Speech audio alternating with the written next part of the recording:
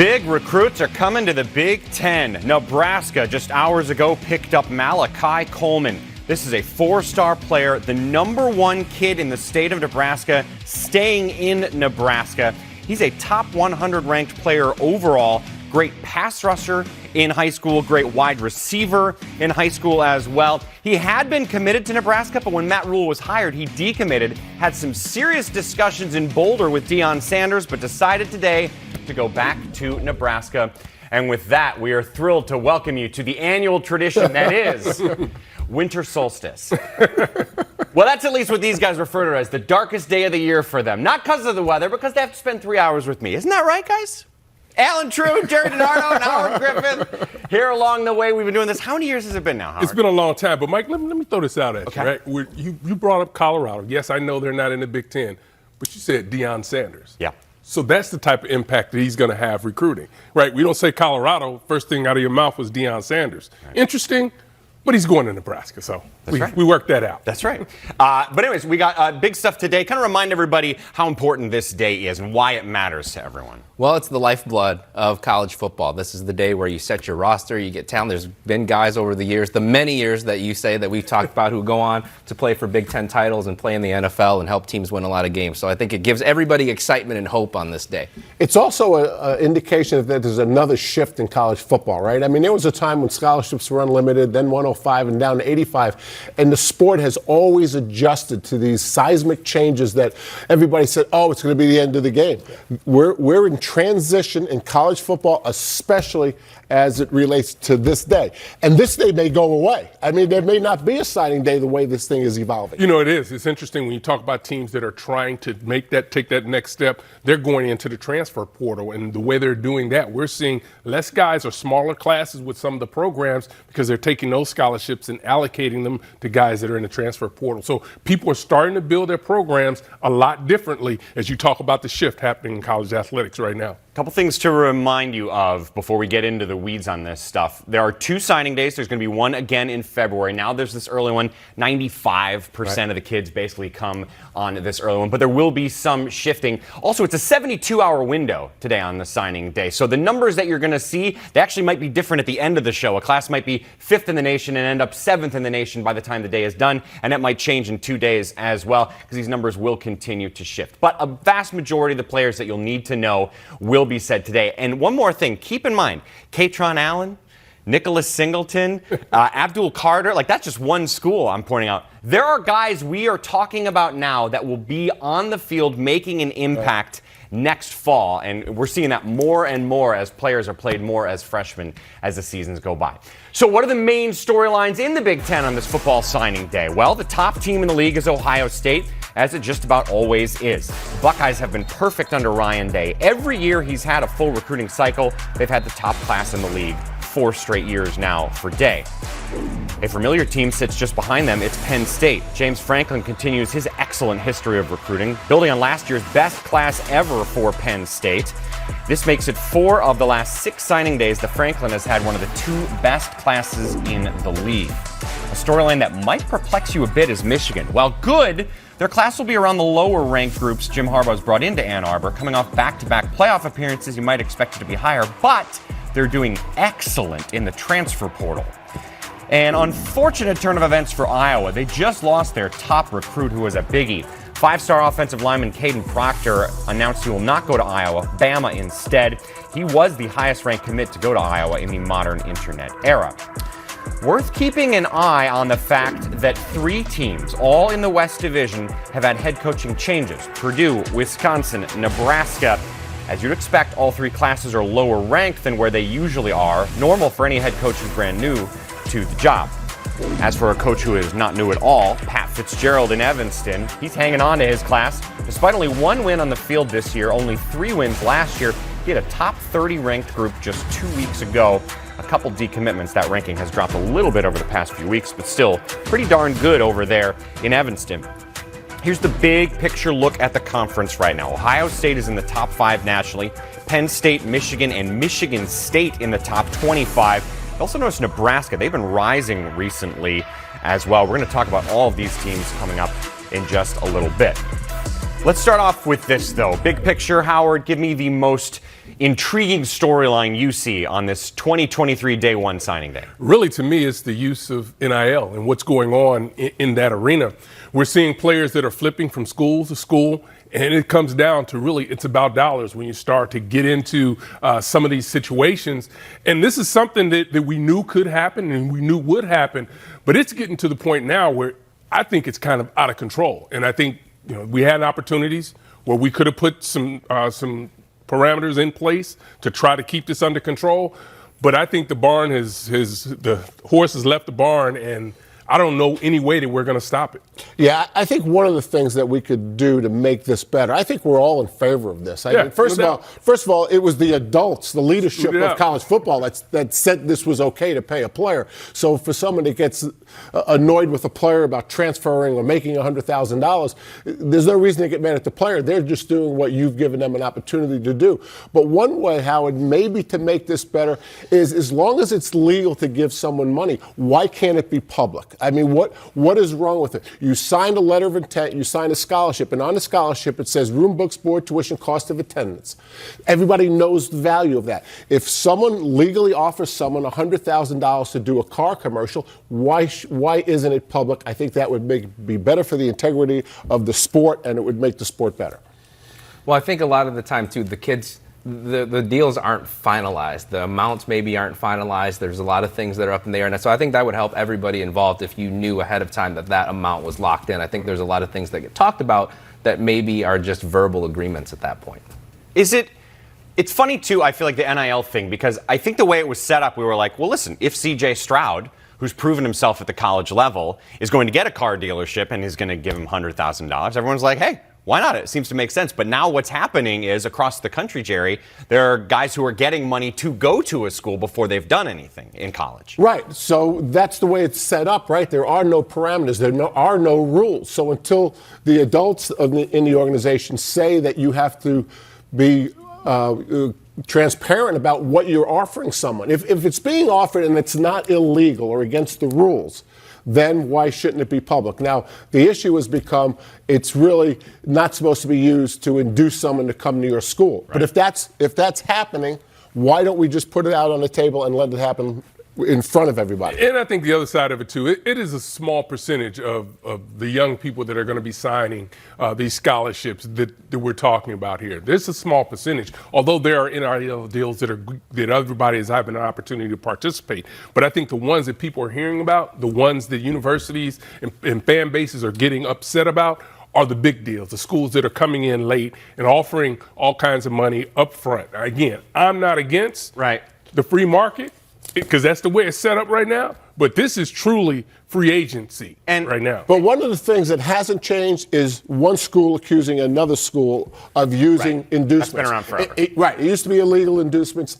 Now we still don't know if it's legal or illegal to use it for recruiting. But why shouldn't you be able to use it for recruiting? You brag about your med school to try to get someone who wants to play football and be a doctor at some point. So we could go on. I think we could go 10, 15 minutes on this for sure. But I do want to say there's some big picture storylines on this day. And for you, I think it's interesting, Jerry, one of them you want to talk about is the big picture of what's happening in East Lansing with Mel Tucker. Yes, especially with the backdrop that we're going to talk about 3 new coaches later on in the show, right?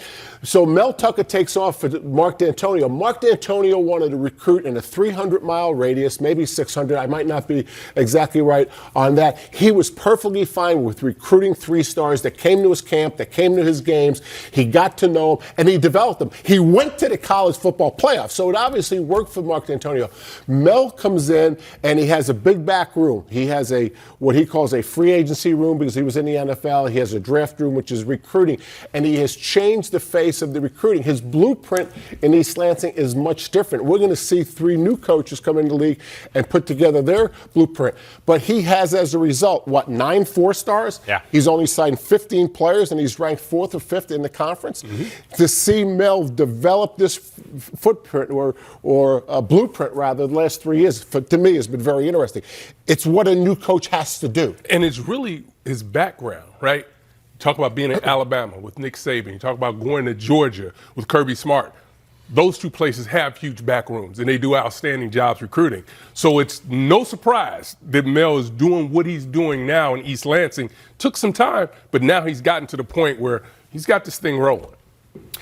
What about when you look at the way it proves itself on the field? So, for example, the Big Ten championship game just a couple weeks ago in Indianapolis, you saw Purdue there and you saw Michigan. What does that tell you that those were the two participants? Yeah, I mean, Michigan has finished very high in the recruiting rankings. And so I watched that game, and you're seeing former 5-stars like Donovan Edwards and highly ranked guys like J.J. McCarthy make plays for them. And I'm going, hey, we did a pretty good job there. But then you look on the other side at Purdue, and they've got walk-ons doing a great job at quarterback and running back. So I think you still want to be at the top of these lists when this happened, as evidenced by Ohio State and Michigan being in the playoff. But Purdue also tells you that you can run a successful program without being the number 1, 2, or 3 recruiting class in the conference every year. Yeah, and we've also seen the West never win that game, and a lot of it is the Jimmies and the Joes, not the X's and the O's. But I believe that the divisions are going to soon be behind us, and it's going to be a much different look in the playoff. Well, it gives them opportunities to win, right? You talk about being able to develop players, and I think there are more developmental programs that are in the West, and they will tell you so. Mm-hmm. And they do a great job of developing and understand that when they get the players there, they may not be a finished product. Because of our strength and conditioning program, because of the coaching staff we have, we can still get you to the Big Ten championship game. Yeah, I said changing the playoff. I meant changing the championship game. You're going to see more balanced and teams. Purdue's had difference makers. They've recruited at a high level and gotten Rondale Moores and David Bells, but it's funny that they made the championship game after those guys were all gone. Right, that's true. And to something we've talked about for years. Listen, there are Kirk Cousins and Le'Veon Bells who were not 5-star players who've gone on to become very, very good football players. But as Jerry says at the end of the day, how many schools would want to trade with Alabama's class? It's not everything, but it sure is really important. It is, Gus. The champs are here, the reigning Big Ten champs, waiting for the Fiesta Bowl coming up New Year's Eve as they take on TCU. Win that game, they're off to the national championship game. Here's a look at some of the big names they're bringing in this class, which is once again ranked in the top 20 as it usually is with Jim Harbaugh. Maybe technically not as good as it's been in years past. We'll get into why that is in just a minute, but Cole Cabana, an interesting one. Number 2 player in the state of Michigan, top 10 ranked running back in the country. And oh, by the way, one of their top commits just joined this afternoon from the state of Alabama, Carmelo English, a wide receiver, is a 4-star player, top 200 player nationally, one of the best wideouts in the country. At one point, he was committed to Auburn. He decommitted, and we just found out he's coming to the Michigan Wolverines. Now let's break down some of these players that are going to join a team that has a chance to be a 15-win team, as they have potentially 2 games remaining. Jerry, let's start with you on the defensive line, Eno Etta. Eno Etta, and he's a stand-up defensive lineman, which is really the defense's response to a lot of spread teams. You don't have to be as physical. You can see him here standing up. He can clearly run. He can clearly rush the passer, which you'll see in a little bit. But this is what defensive ends have become really in modern-day football, because there's not that many physical run teams. Obviously, that was a really good pass rush move, and high schools are mimicking what the colleges are doing. So here's a guy who's doing a lot of the things that he'll do exactly at Michigan within their defensive scheme. The next guy you're going to see here is Jajuan Waller. He is a safety. This is him in cover 2, and he really comes up and supports. He is very, very physical. Next play, you're going to see him play inside out on the goal line. So the first play was zone, physical player. This is another really good play in the red zone, doing a good job inside out man. And the third play is another just really physical play. And again, these are things that he'll be asked to do at Michigan. My guess is he'll be a great fit for their defense. One of the fastest guys coming into the entire conference is Cole Cabana from Dexter in Michigan. He ran a 10.55 in the 100-meter dash and posted several other really outstanding times. Was pigeonholed early on as maybe a slot guy or a speed back, but he ran hard between the tackles as a senior. 2,434 all-purpose yards and 36 touchdowns, some of that coming in the playoffs in bad weather. He's going to be a true tailback that they can motion out and play in the slot and maybe be a return man as well. This is DeJuan Waller's teammate, Jason Hewlett, who's one of my favorite players coming into this class from Michigan. He's a 24/7 Sports composite 3-star. We have him as a 4, though. At 6'4", 220 pounds, he's played quarterback, he's played receiver, he's returned punts and kicks. You see how physical he is as a linebacker. He's the new age linebacker. He's a hybrid guy who I think could grow into any number of positions. He can play the Sam. He might be an edge rusher for them. Just a big physical athlete who Michigan found late. He was committed to Cincinnati at the time. Samaj Morgan, is one of the early commits in this class. Has been a guy who's been on the radar for a long time. Just an outstanding playmaker at West Bloomfield. Actually played for Ron Bellamy early on, played with Donovan Edwards. He's another guy who could be a return man. Very quick route runner, creates a lot of separation, competes extremely hard, has good ball skills, looks like he's a slot guy, but he can play outside as well. So I think Michigan's going to be able to move him around between the slot and the outside. You're an offensive lineman. Think you want to go to Michigan?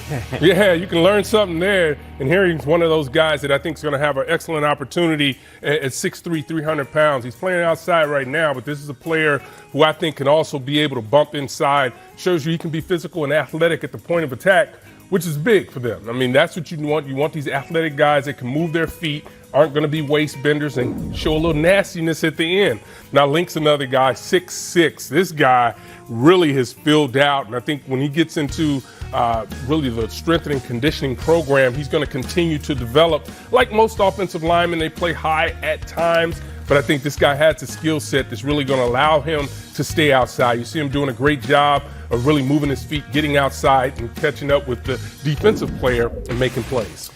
Here's a map. You look, Michigan, as usual, they do go national. But I think what's really interesting is the state of Ohio, right? An awful lot of times, Jim Harbaugh just hasn't bothered. In fact, he's gotten 0 kids from the state of Ohio 4 different years, 16, 18, 20, and 22. He didn't get a single kid from the state of Ohio.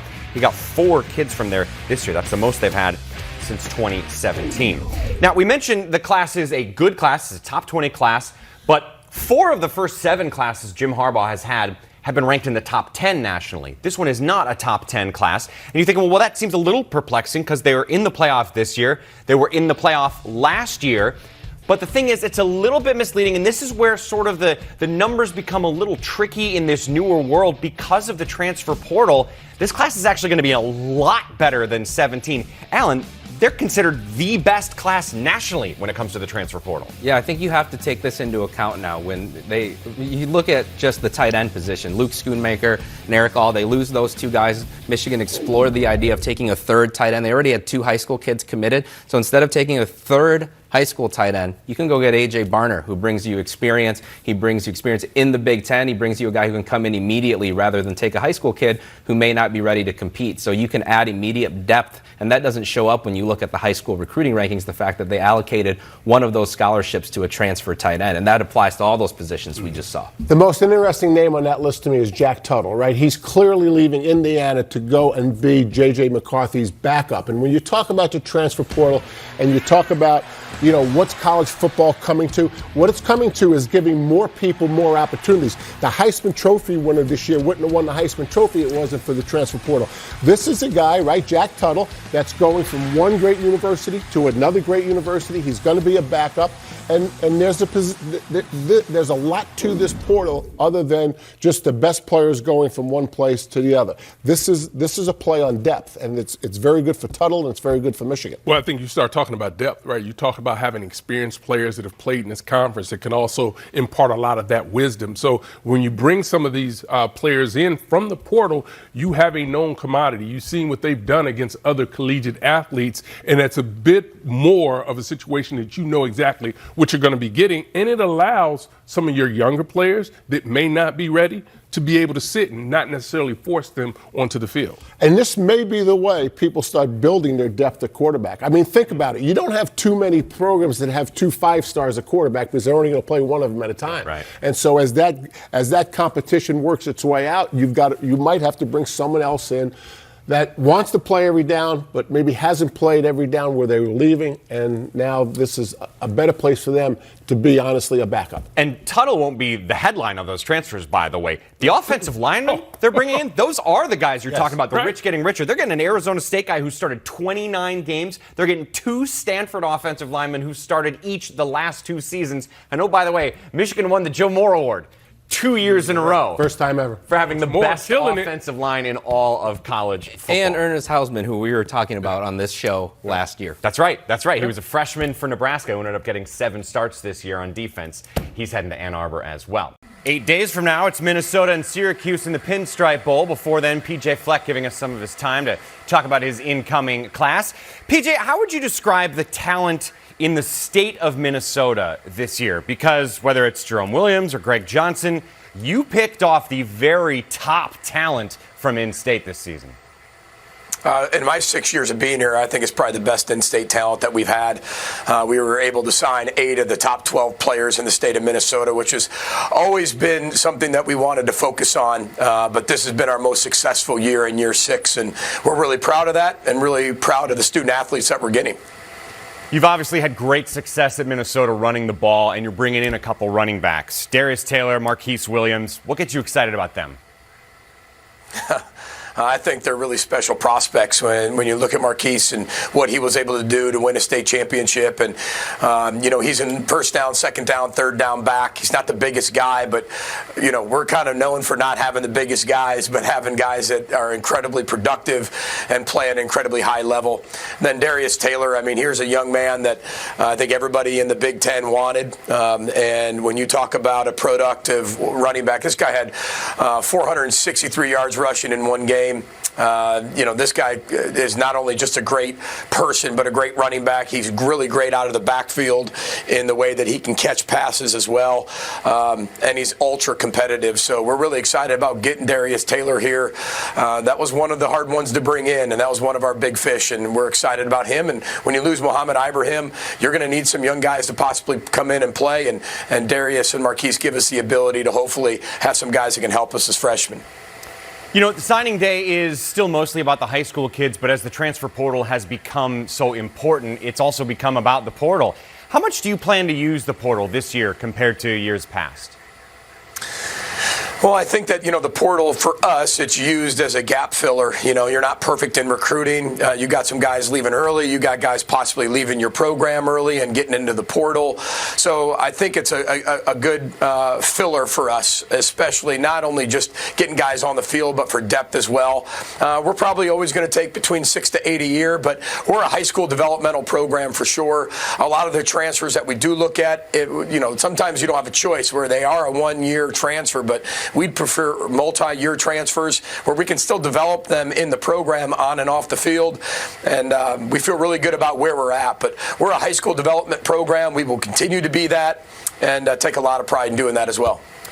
You signed a new 7-year contract a few weeks ago. How much does that benefit a head coach when he's out there recruiting and trying to close the deal?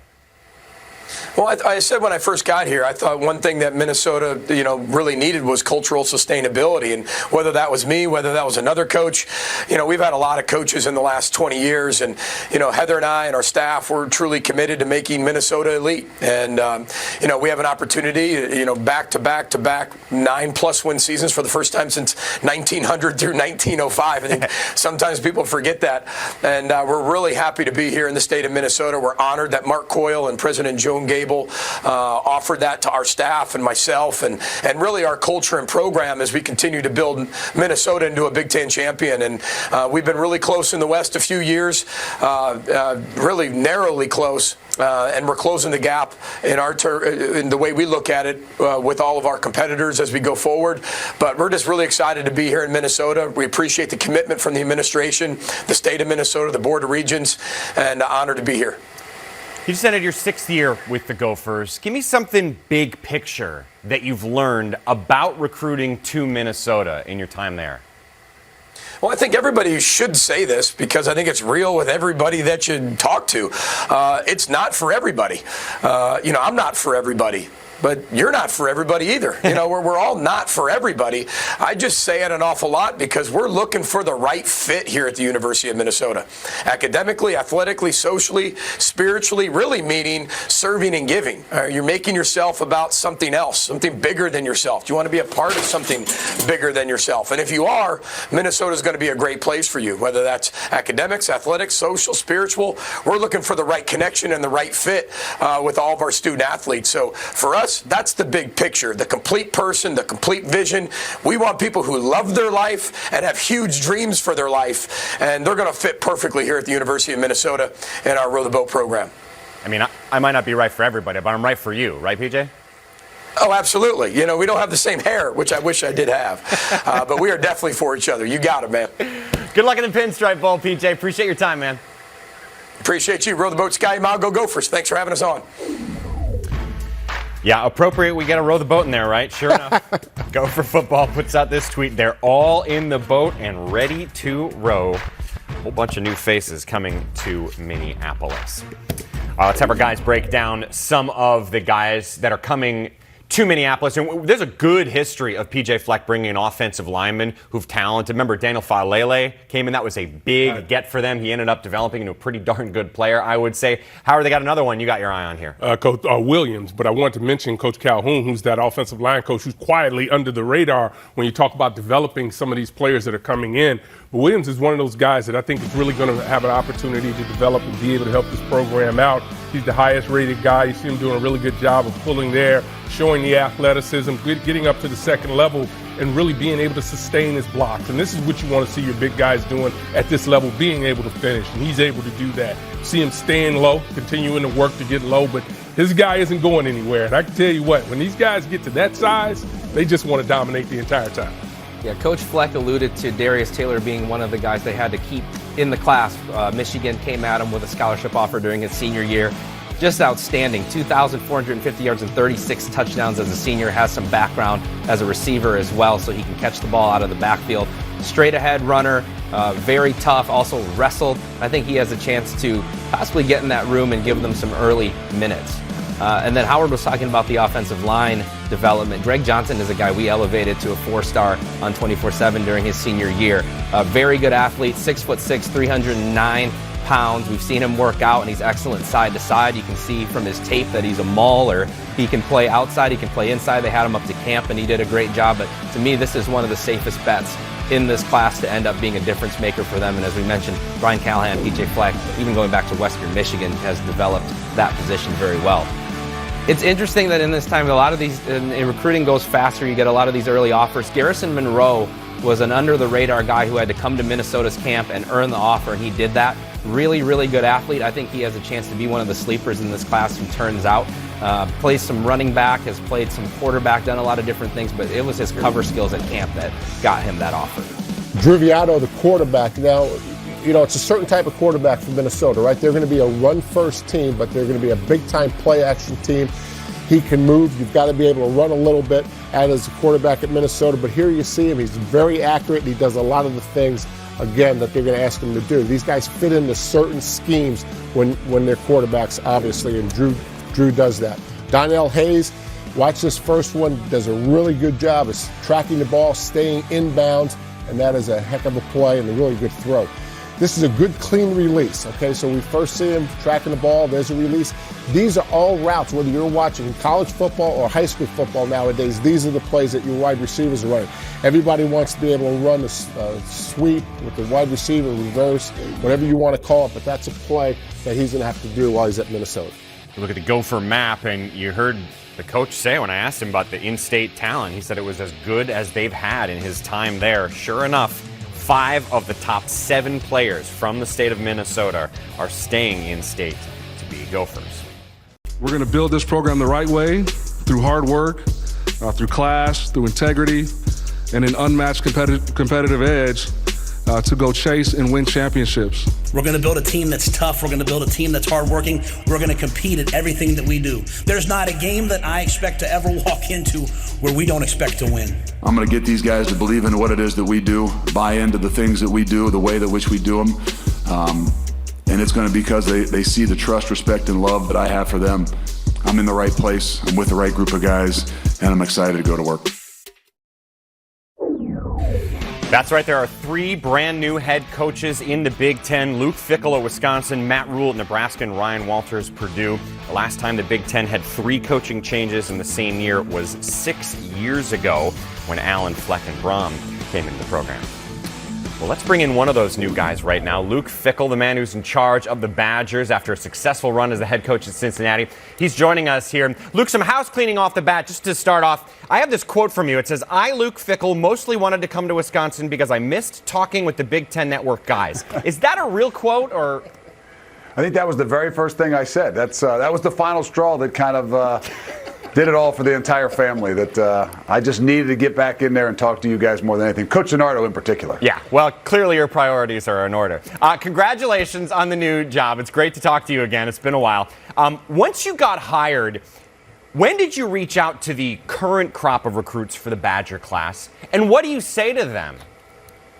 No, it was pretty quick. I mean, I think more than anything that, the guys that were committed, we tried to just make sure we introduce ourselves, but understand that they were committed to a university. They were committed to a program that's not going to change. I mean, the culture and the things that have been done here over a period of time is something we just want to come in, be a part of, and enhance some of those things. But they chose this place for a reason, and we want them to make sure they felt good about what it is that they chose.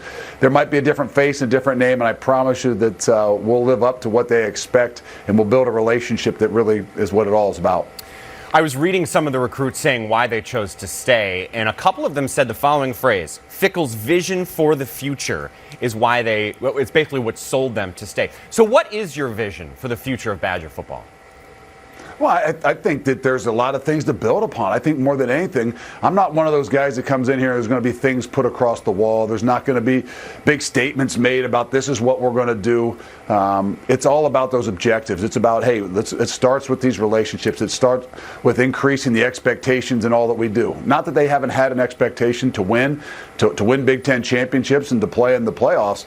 But I think it really just comes down to, hey, there's an incredible amount of things that have been done here over a long period of time. My job is to enhance, my job is to embrace those things and then enhance some of the other things. And I think more than anything, if they say they believe in the vision, I hope they've meant that they really believe in the people. They believe in, the way we want to do things, the authenticity of how we've done them. And they're willing to have that blind faith. I think more than anything that there's a lot of options out there today. And you got to believe in the people that are around you and where they're going. And a lot of that is not the hot air. It's believing in the people that are going to do it. Every coach has a philosophy in recruiting, right? Some are more interested in speed. Some are more interested in winners. Some are more interested in brains, right? Some might want to dominate their state or dominate their region, and others say we want to go national. How would you describe what your recruiting philosophy is going to be at Wisconsin? It's getting the right ones. And I think that can mean a whole lot of different things.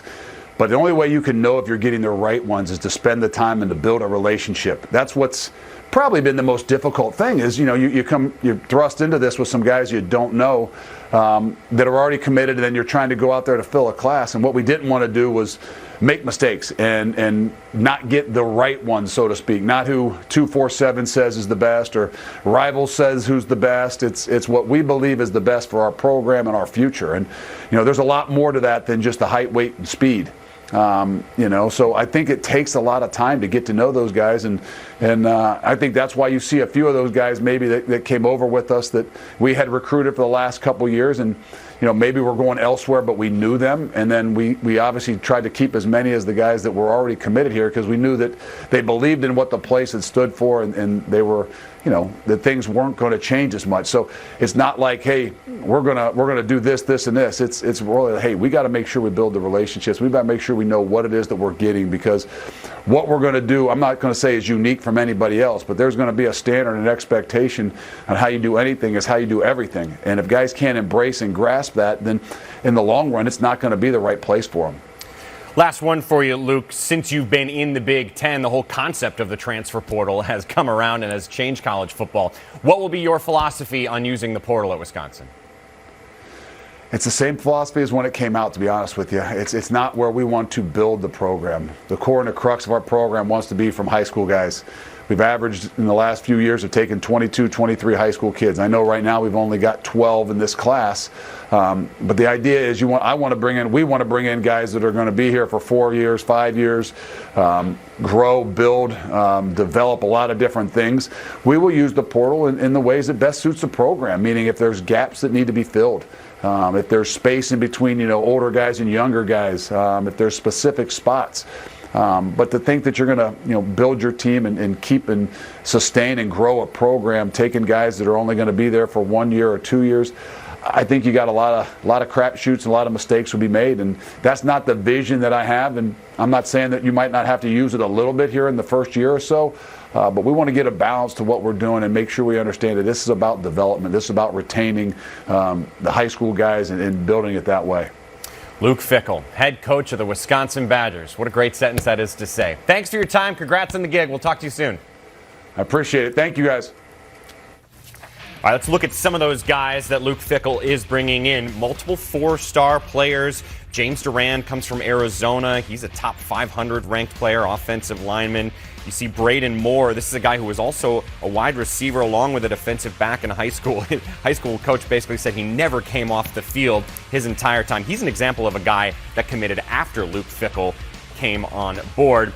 Howard, there's a guy in the defensive backfield, Jace Arnold, that stands out to you. How come? Yeah, I think this is going to be a player that is going to develop really nicely in this program, the way they're going to play defense. And he has that versatility when you see him out there playing off the ball. He's a willing tackler. You see him taking on the offensive line. Not many corners at the high school level want to do that. But you talk about being physical, playing off, doing a great job of using his hands, not getting the defender into, or the offensive player into his body. Now you see him just playing the zone. Now he's going to go high point the ball. You got to go up there and get it, even though that's not your guy, and really being able to convert. To me, when you see young players being able to take the ball away, that's impressive.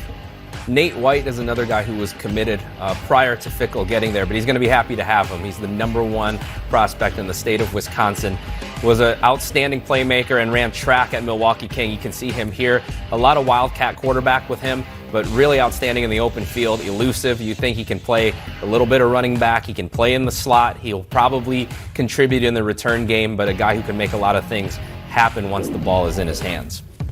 Justin Taylor's another guy who actually made a lot of things happen with the ball in his hands, but he figures to come in as a defensive back. He's got experience as a corner. He's got experience as a safety, probably looking at him playing some nickel as well. A guy who really stepped it up over the course of his career and finished with, I think, his best season as a senior. So you get that multi-positional background, and I think a guy who can play more than one spot in the secondary. Cincinnati had great success with their nickels, and I think that's where he ultimately ends up and makes an impact for Luke Fickell and his defense. Speaking of which, Braden Moore, another guy, we have him listed as an athlete, had a bunch of catches and plays as an offensive player, but he's going to play on defense for Wisconsin, and I think he's a great fit. He was one of the top guys in Cincinnati's class, and they were able to get him over to Madison. You can see the different things he can do. He's played corner at 6'2", 180 pounds, can play safety, but very fluid, athletic player with great ball skills with that receiver background. James Durant, offensive line. I would think one of the things that Coach Fick won't change is the tradition of the offensive line. Here's a 4-star guy. Nice pass protection on the first play. You can see his strength there.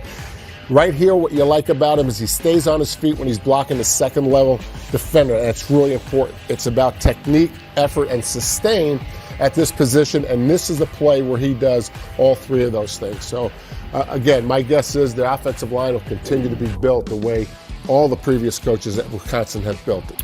The Badger map, as you see it, is, as it often is, all across the country. What's interesting, too, is the one kid from in-state is the #1 player from the state of Wisconsin, Nate White, who you heard Alan talking about a moment ago. That is 7 straight years they've picked up the top in-state recruit. Here's a look at the Purdue Boilermakers. They got Ryan Walters as their new head coach, hired just a handful of days ago, replacing Jeff Brom, who left to be the head coach at his alma mater in Louisville. Kendrick Gilbert stands out as a 4-star player, one of the top 500 in the country. He's an in-state guy from Indianapolis. But, you know, this is such a tricky spot. When you're a new head coach, the earlier you get hired, the easier it is to hang on to your guys that you have in the class. Ryan Walters didn't have that luxury, Jerry, because this was a pretty late in the process hiring. Yeah, here's what happens when you first get a job. I mean, it comes at you obviously really fast, right? You have to put together a staff. You want to connect with the players on the roster the best you can, and then obviously you've got to introduce yourself to the new recruits. But big picture, the biggest challenge Ryan Walters has is the faster he figures out his niche in recruiting as it relates to Purdue, the more success he has. It may not be the same as any other places that he has worked. He's got to find out what's the niche in Purdue recruiting. And again, the sooner the better. Right, and the difference between him and the other two new head coaches is the other two have been head coaches before, and this is his first time ever. Let's talk about some of the Boilermakers that are coming to West Lafayette. I mentioned Kendrick Gilbert, the defensive lineman. Why is he so highly regarded? Well, I think you've got a player here that played outside in high school, but I think he'll probably be able to shift inside and really be able to hold down that interior. You talk about one technique, you talk about nose guards. This is a guy I think can be physical at the point of attack and really be able to control that A gap if that's to end up where they decide to play him. But he's really athletic for a big guy as big as he is. But as I mentioned, I think he'll go inside and really be able to help them push the pocket. You see him creating the turnover there, just showing you his athleticism to be able to move around. George Burhen is one of the guys in this class that I think is going to have the biggest impact. He's one of the best athletes in the group. You don't see a whole lot of tight ends who also do the hurdles in track and field. He did that. He ran in the relay, basketball player, really outstanding ball skills.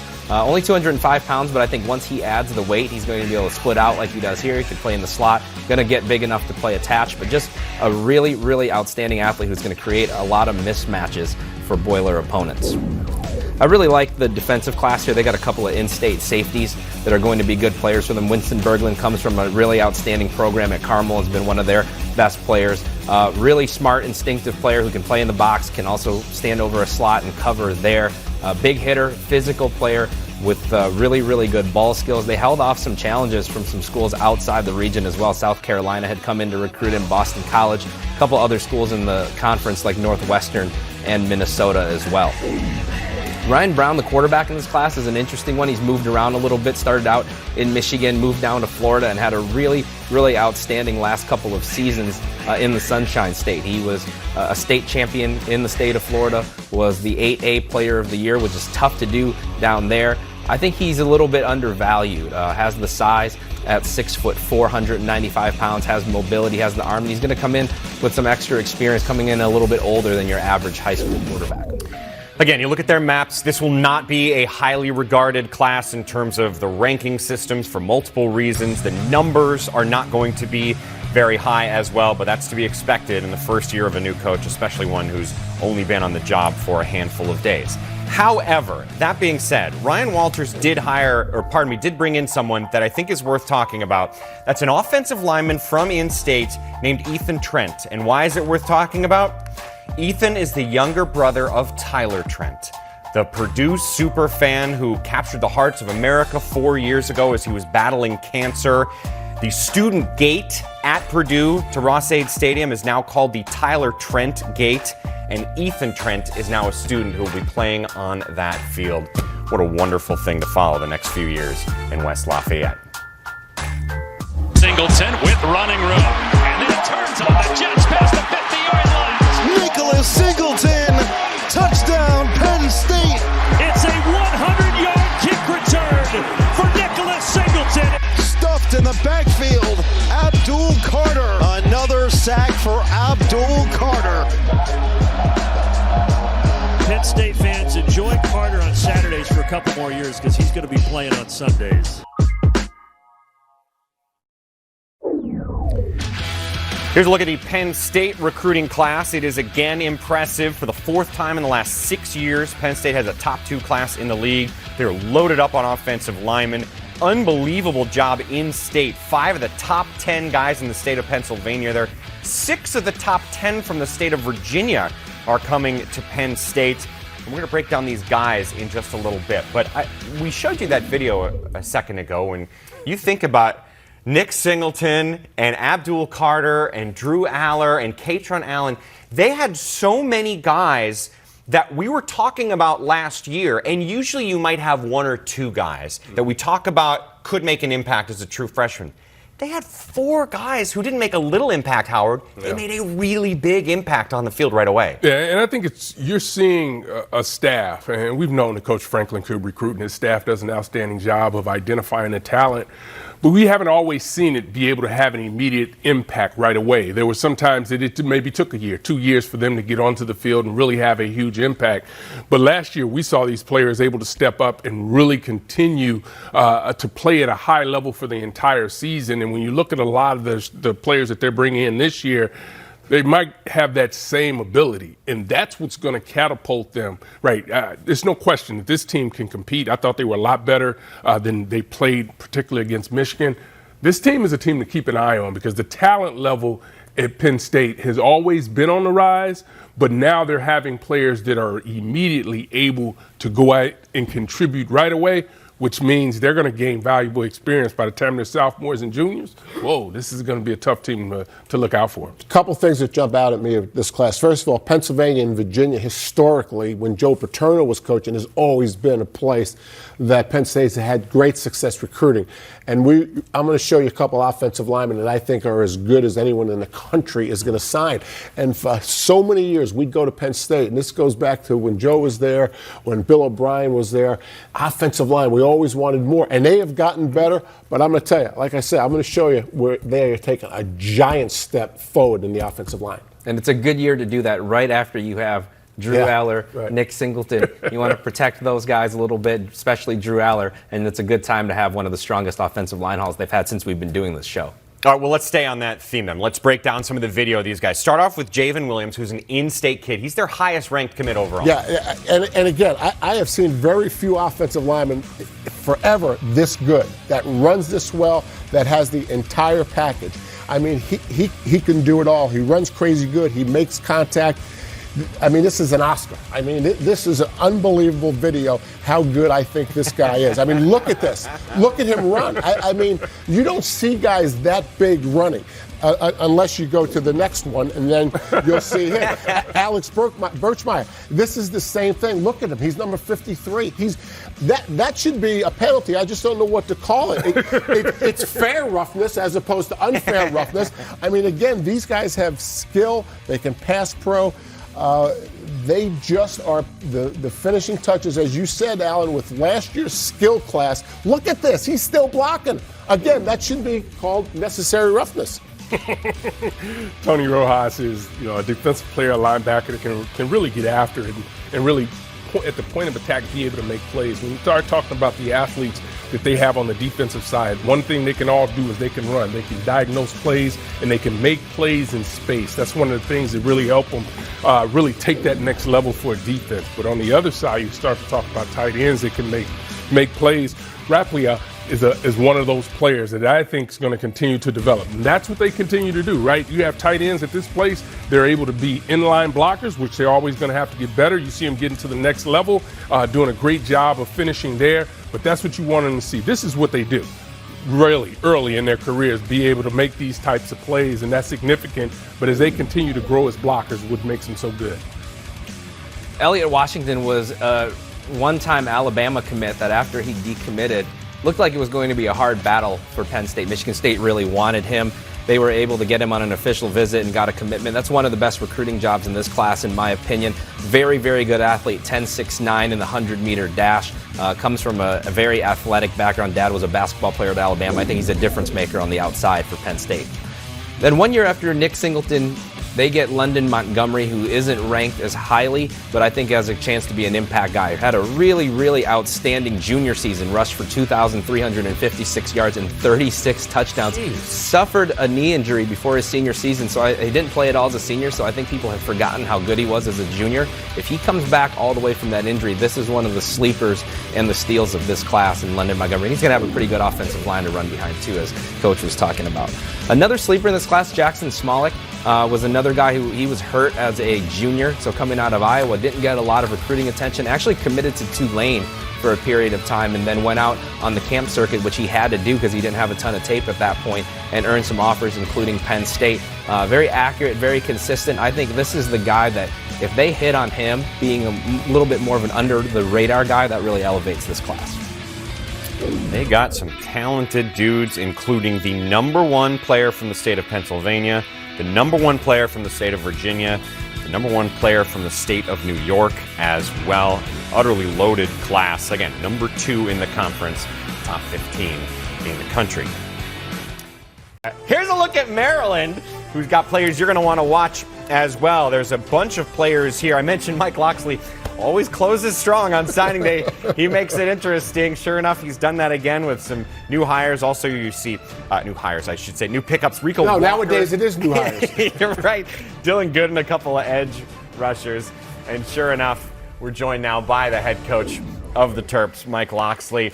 Mike, let's start with that. There was a guy that was not necessarily on our radar. He was a 4-star named Neo Avery, another edge guy. You got him to commit. Tell us about him.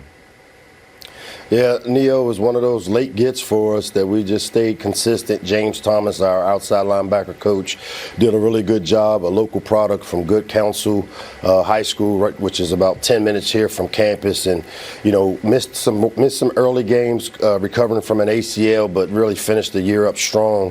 Was one of the top edge guys, not just in our state, but we think in the country, and as he continues to get healthy, we expect him to add great value to us on the defensive side of the ball. Boy, it sure seems like an incredible amount of talent at that particular position of edge. Rico Walker, Dylan Gooden, two more names that are really highly regarded.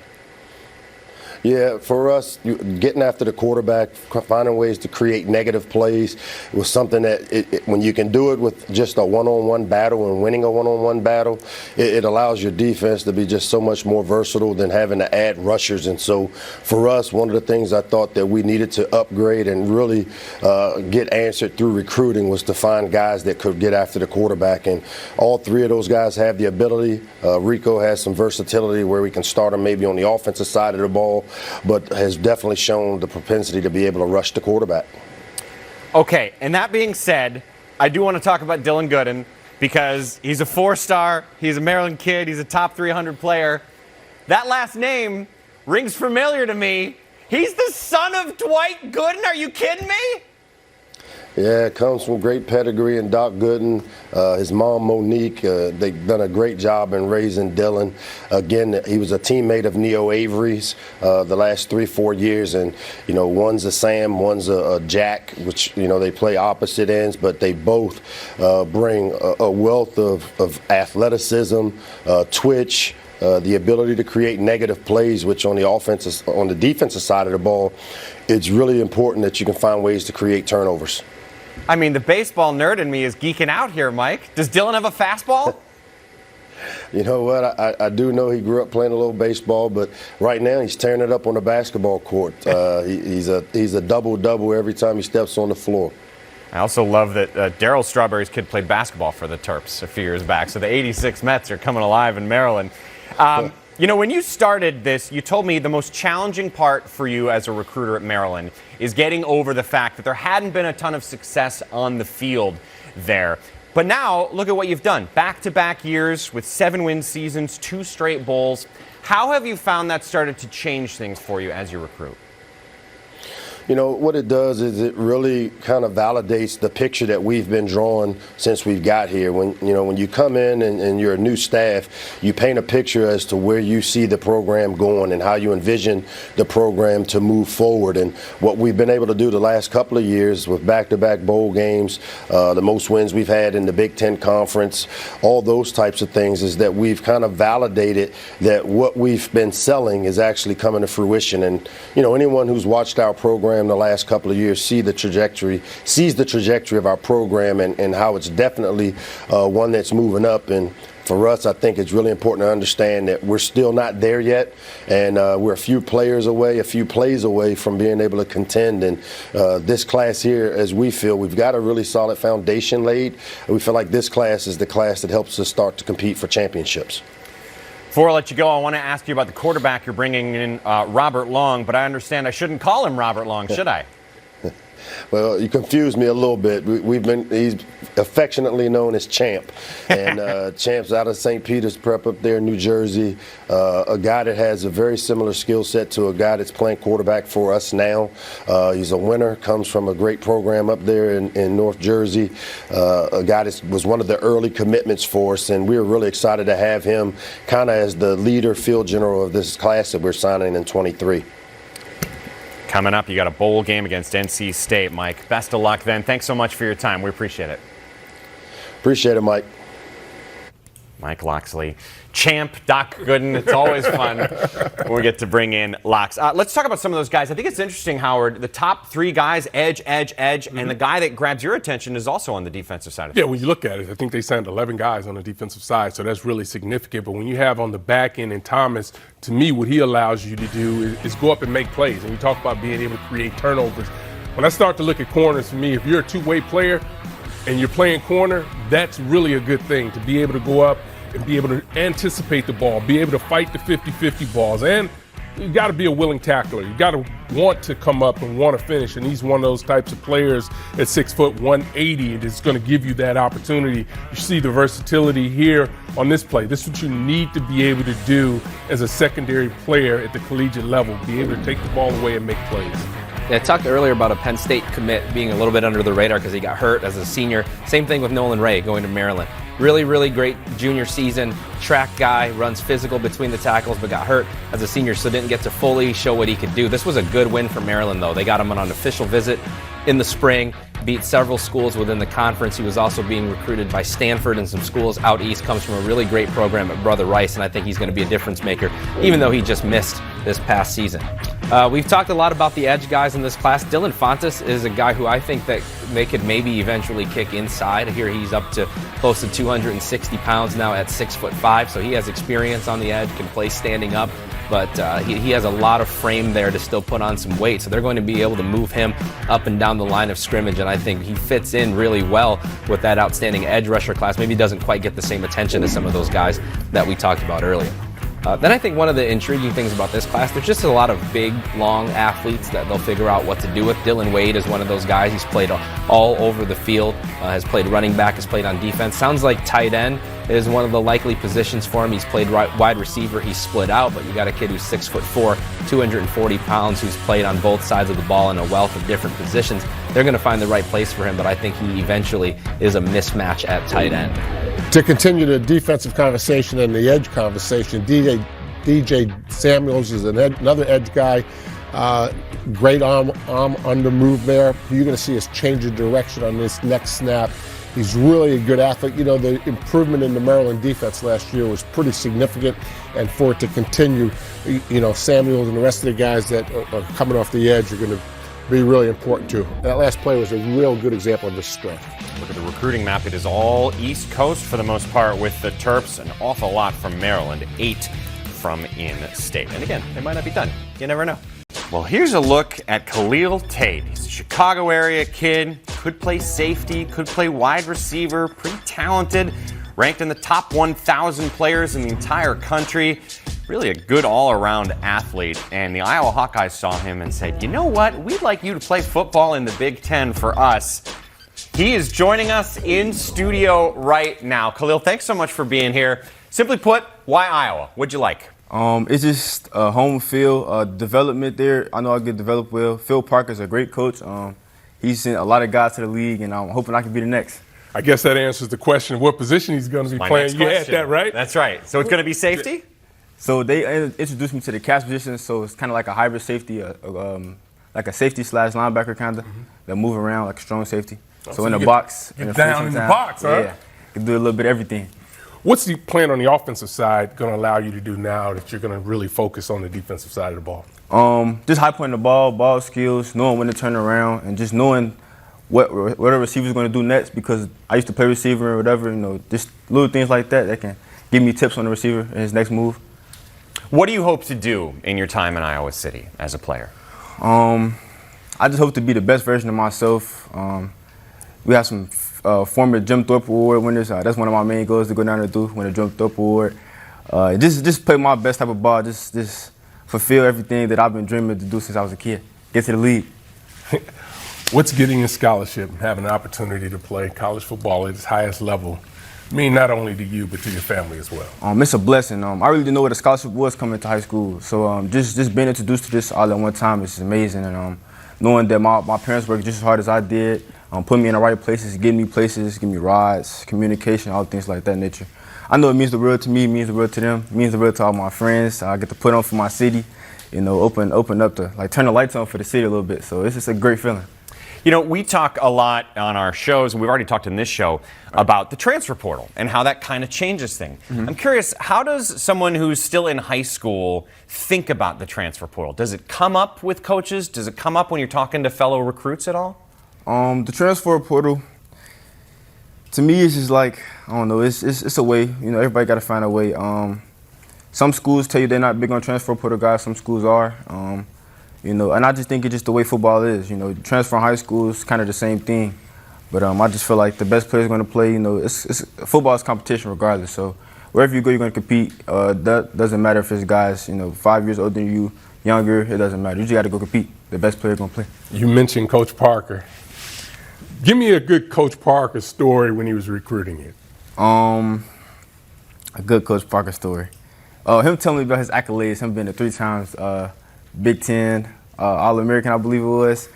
He's a great coach, and then just to know as he was just as good as player, Coach Parker's kind of a guy like, he's a playful guy, but then again, you can tell he's very serious and he gets to his business. He just one of the guys that you like being around, and I'm ready to get coached by him for sure. So he's bragging about himself, is what you're saying. He talked about his own skills all the time while recruiting you. Not too cocky, but he made sure I knew for sure. Oh yeah, he's cocky. You're not quite there yet, but have you learned to hate the Gophers, to hate the Cyclones, to hate the Huskers? Is that in you yet, or are you still getting there? I'm still getting there. Okay. Just being recruited from all those guys, there's not a lot of hate going on right now, but I'm sure when I get down there and that black and yellow is going to be a different story. It'll change quickly. It'll change quickly. Thanks so much, Kahlil, for joining us, and congratulations on the move, man. Matt Rhule is the new man in charge of Nebraska, and this is his first signing day there in Lincoln, and he's already bringing in some really talented players, including Malachi Coleman, a late add. He's the #1 player from the state of Nebraska, decommitted, then came back. He will join that program. Riley Van Poppel, an offensive lineman from the state of Texas. A lot of guys to keep an eye on in this class. And it is a fresh start in Lincoln for the man who is joining us now, Matt Rhule. Matt, for those who don't know you, give us sort of a big picture overview of how you describe what you're looking for in recruits. What are the things that are important to you? I'm looking for good people who want to get developed. I look at my job like I have to put together a staff that can help these guys achieve all their dreams on and off the field. And, we're kind of an old school blue collar group. We just believe in working every day and getting better every day. And we want to find talented guys with great traits who want that too and who'll put the work in, and we can all achieve great things together. How important is speed when you're recruiting an athlete? I probably maybe we're a little arrogant at times. We think if a guy's big and fast, we should be able to teach him the techniques and coach him on football. And so, we're excited to have 2 young men that are going to come here, play football and run track. And we're always looking for guys who can run, guys who are athletic, guys who can move, guys who play 2 sports. Those things never change. I had great instincts, but I wasn't real fast. And so I like to coach guys who can really move. So is that under the philosophy of basically there's no ceiling on how much football you can teach, but there is a ceiling on how much athleticism someone has? Yeah, no doubt. I think, when you're at the NFL level, every year you go to the combine, you run them. There's standards for the height, weight, speed that you want. And so much of recruiting to me is a function of, what a young man is like in the 10th grade and 11th grade. Sometimes when you come into a job like this and you take over late, you have a chance to really watch guys in their senior year, kind of the old way of doing it, and see their development. So if a guy can run, if a guy's explosive, I believe great coaches can mold that. And if the guy wants to play the game, we can help them become really good players. We've talked about the interesting position Nebraska is in terms of recruiting, in that the state of Texas used to be really important, but they were playing Texas teams every year. And now that Nebraska's in the Big Ten, there isn't that connection. How will you handle the state of Texas when it comes to recruiting there? Well, it's a huge priority for us. I loved my time in Texas, and so I feel like a Texan.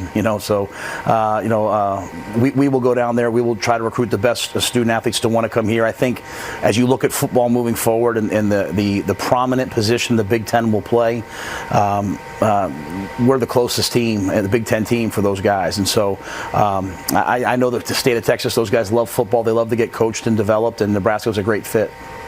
I know you had great relationships with high school coaches in the state of Texas from your time there. How does that relationship maintain itself when you're off to the NFL for a few seasons? Well, those guys are my friends. I wasn't just recruiting them. I consider those guys friends, and the Texas High School Coaches Association, I think, does it better, or better than anyone else, or certainly as well as anyone else. And, I stayed in touch with a lot of people there. And, I hope that at the end of the day, my resume and our resume as a staff is the experience the young people had playing for us. And a lot of those guys at Baylor had a great experience. I think that they really enjoyed the way that we coached them, and that word travels fast. And as we go down into Texas, there's a lot of big hugs and warm, open, embraces welcoming us back, because we try to do it the right way. Last year, the top 4 ranked kids from inside the state of Nebraska went elsewhere. This year, 6 of the top 10 from the in-state are staying with you at Nebraska. How important will the home state be for you? It's vital. You come to this state, man, you can feel it. You can feel the passion and the energy and the love for the Nebraska Huskers. And, obviously getting Malachi to stay here today was big. Getting the kids from Omaha, getting kids from, Scottsbluff, just all over the state, getting them to stay on campus and build here. It's going to mean something special to them.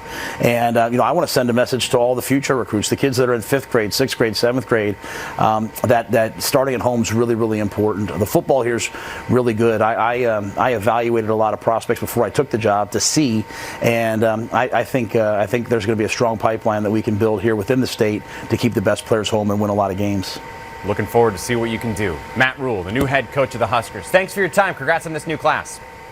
Thanks, Mike.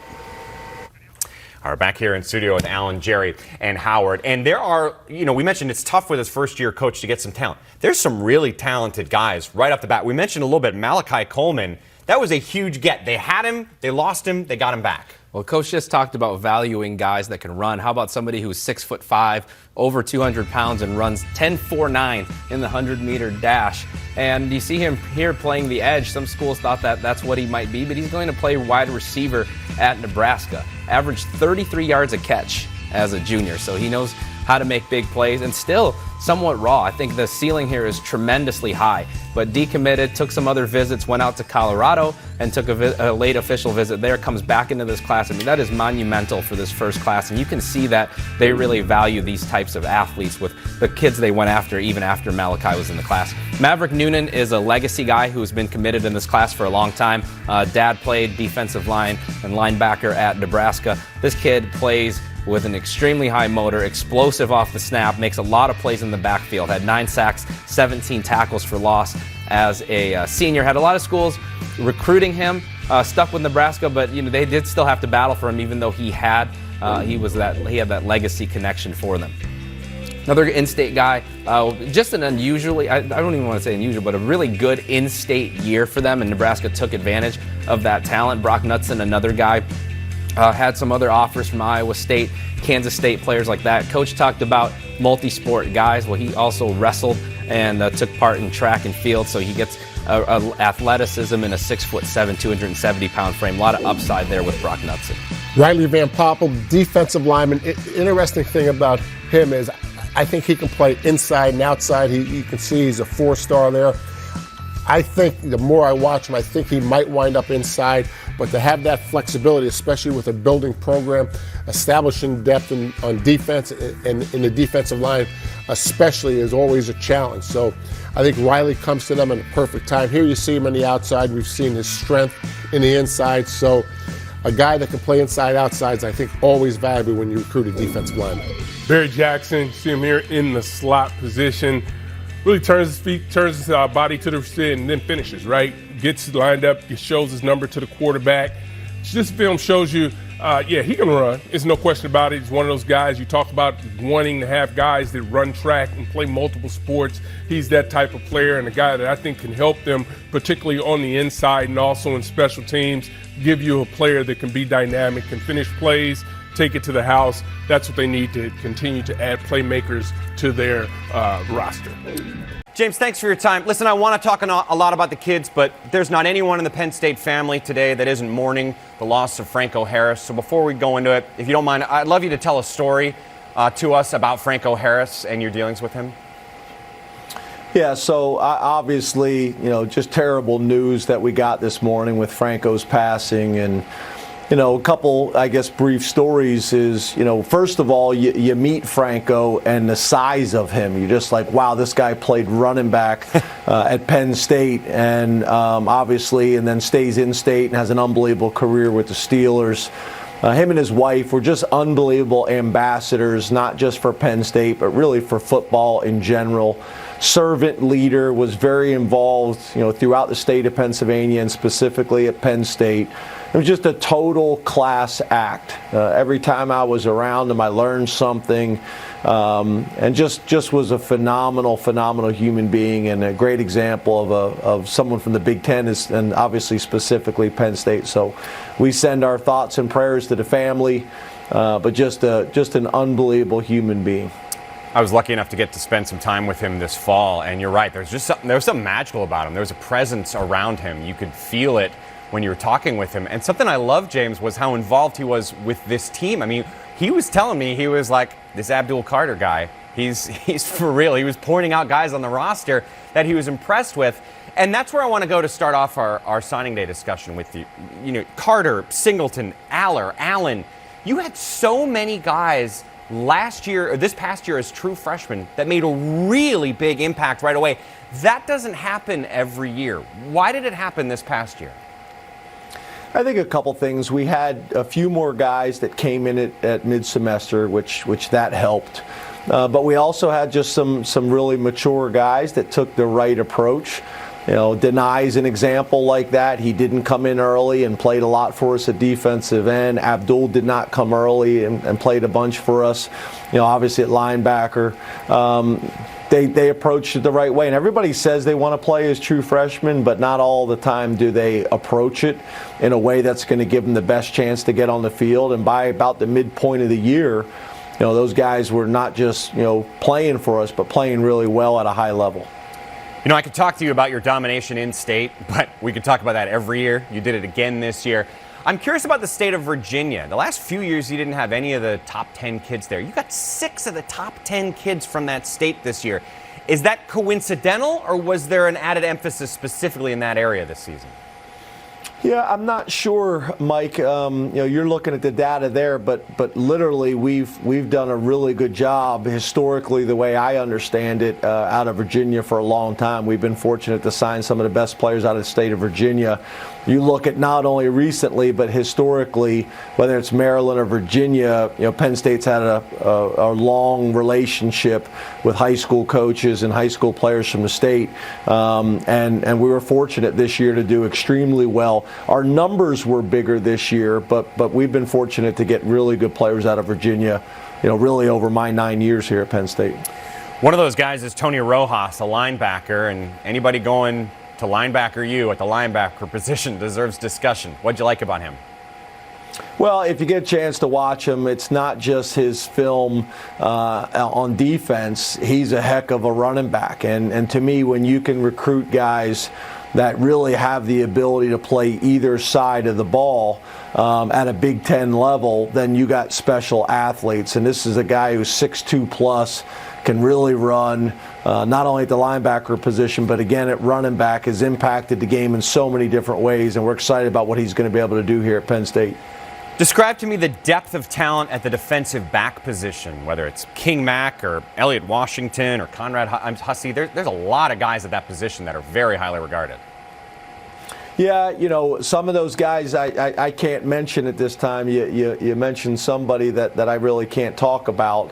That's one of the reasons why I was late getting on this call. I was supposed to get on with you earlier, and I apologize for that. But, you know, Mike, a recruit called me, and I'm sorry to say this, Mike, but the recruit was a little bit more important than his interview and talking with you. So, you know, it went well. But, yeah, we've done a really good job. You know, I think Terry Smith, our corners coaches at Penn State, Letterman, and Anthony Poindexter, who's in the College Football Hall of Fame, has done a great job of recruiting and developing our guys in the secondary. You know, if you look, depending on which publication you look at, we had 2 corners, both make second-team All-American or higher, which is very unusual to do. So we take a lot of pride in that, and it starts with recruiting the right guys in the first place and getting them in the program. Rose Bowl coming up against Utah January 2nd. My last question for you, James. How big is your hotel room in Pasadena? Because it's going to be really cold coming up here, and I don't know, if there's an extra couch I could just maybe crash on or something. I don't know how big the room is, but it's not big enough for you. As much as I love you, sit on your couch, watch the game on TV. You can cheer and clap for good old Penn State.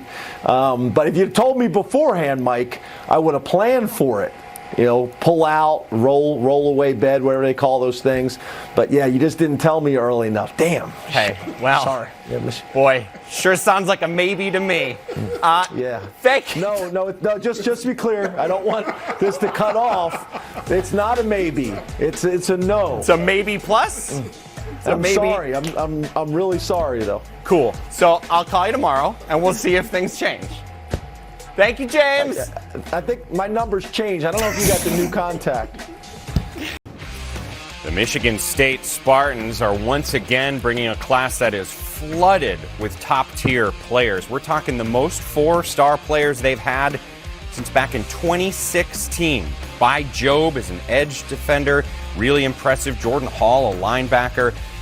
They got some big-time talent here, and the crazy thing is, it's a highly regarded class with not a ton of commits. Here to talk about it is their head coach, Mel Tucker. And I mean, that's what stands out to me most, Mel. This is not a group where you got 25, 27 guys. You're hovering around 15 right now, and it's a top 30 ranked class. That says something really impressive about the quality of the players you're bringing in. Thank you. Thank you very much. It's a great class. Our staff has done a tremendous job putting this class together. My general manager, Kahlil, has just done he's just done a bang-up job, and he and his staff and everyone. It's been a team effort, but yeah, from top to bottom, this class is extremely strong. You have made some large inroads in the state of Michigan. I think last year 4 of the top 10 players, this year 3 more staying to be with you guys in East Lansing. How come? Well, we're really connected in the state. We spend time with the high school coaches. Players enjoy coming to campus, meeting our staff, coming to our games. We have a very family-oriented staff here, and it's just a great atmosphere for our players, especially here in state. We just resonate with the players and the parents and the coaches, and Michigan State's just a great place to be. Tell me about this quarterback, Sam Levitt, I believe is how you say it, from out in Oregon. Why should Spartan fans be excited about him? Yeah, well, Sam is a very talented young man. He's got a live arm. He can make all the throws. He has very good mobility. He has a lot of confidence in what he can do, and he's an elite competitor. Comes from an athletic family. His dad played at BYU. His brother's with the Green Bay Packers right now. He's just one of those guys. He's just a winner. He's won the state this year as a senior.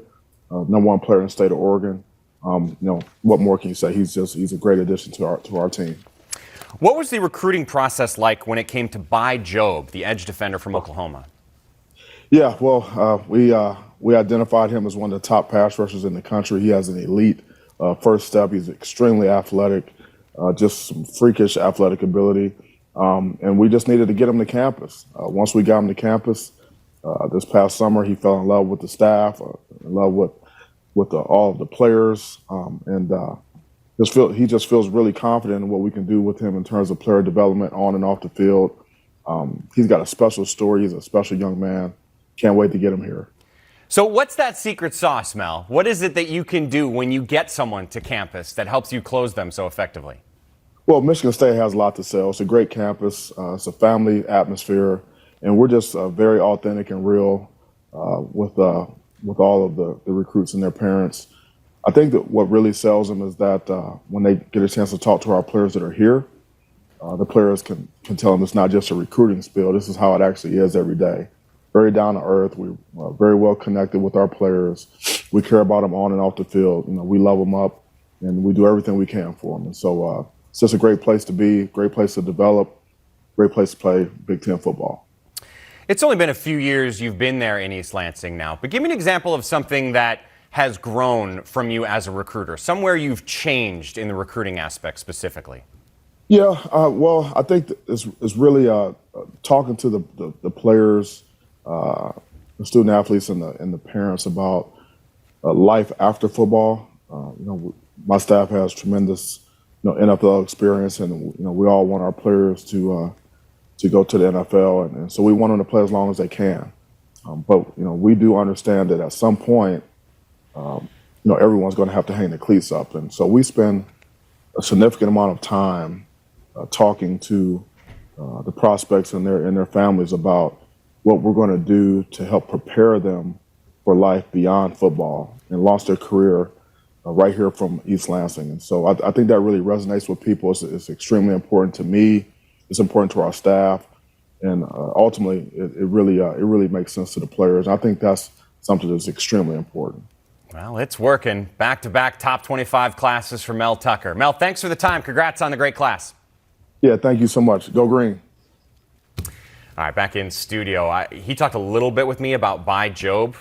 A lot of people like this guy. What is it they like so much? Well, he's flexible in that he can play up and down. He's a tremendous pass rusher. And you'll see here on the clip, his first move, he's number 22 in the bottom of the screen, inside move. Okay, so, that's something that really serves you well when you're going against an offensive tackle. He's expecting you to set for the outside.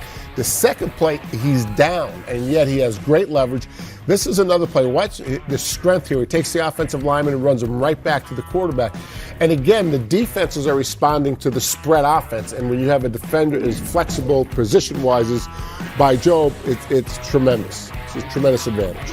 Spartans went over into Iowa and picked up a commitment from Andrew DePape. I think it was actually on the second signing day last year that he made a commitment to them, and he just had a standout senior season. This was after he already had a good junior season. This defensive line class is just really, really good. You have Marco Coleman there as the defensive line coach. You also have the pass rush specialist in Brandon T. Jordan, and you see that with players like DePape, who may be an early player kind of guy for them. Jalen Thompson, another one, will stay on the defensive line, in-state guy, 3-year starter for Cass Tech, has had some really outstanding seasons, but also turned his game up as a senior, won the state champs Anvil Award, which goes to one of the top linemen in the state. Had a lot of other schools recruiting him. Ohio State offered him at camp. He had some early offers from Notre Dame and schools like that. Big pickup for them, another guy that I think can come in and compete early. Brendan Perchek is old school kind of tight end. Now when we see more of these wide receivers that convert over to tight end, this guy's 6'6", 230 pounds, so he can split out and do some of the things they ask tight ends to do now, but then he can also go attached onto the line of scrimmage and block. Played defense as well. I think he could have been a Big Ten defensive lineman if he wanted to. Was also an outstanding punter, so an all-around athlete and a guy that I also think can play early. Stanton Rimmel, you talk about being a tackle. This is a guy I think can really stay at that position. He's going to continue to develop as far as his body. Really a good athlete to me. See him doing a good job of keeping those shoulders square, and like most of those big fellas, they're able to finish. Nice hand placement here. Doesn't get too high and really wants to finish. You're seeing players continue to develop, and that's one of the areas where they have to continue to add depth and get the players into the program and start to develop them as in the offensive line position. You want a main takeaway on this MSU class? 9 kids are 4-star rated out of only 15 total.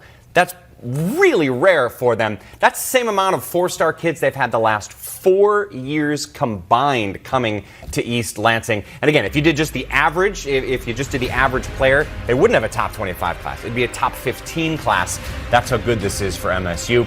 As you see, they sprinkle all around the country, going out west, down south, and the southeast, and the east coast as well. The Fighting Illini are starting to win on the field. They're riding an 8-win season into the ReliaQuest Bowl coming up January 2nd. And now they're starting to win in the recruiting battles as well. Bret Bielema's first class was last year. His second is this year. Caden Fagan comes from a good family. He's an athlete. He's a 4-star player.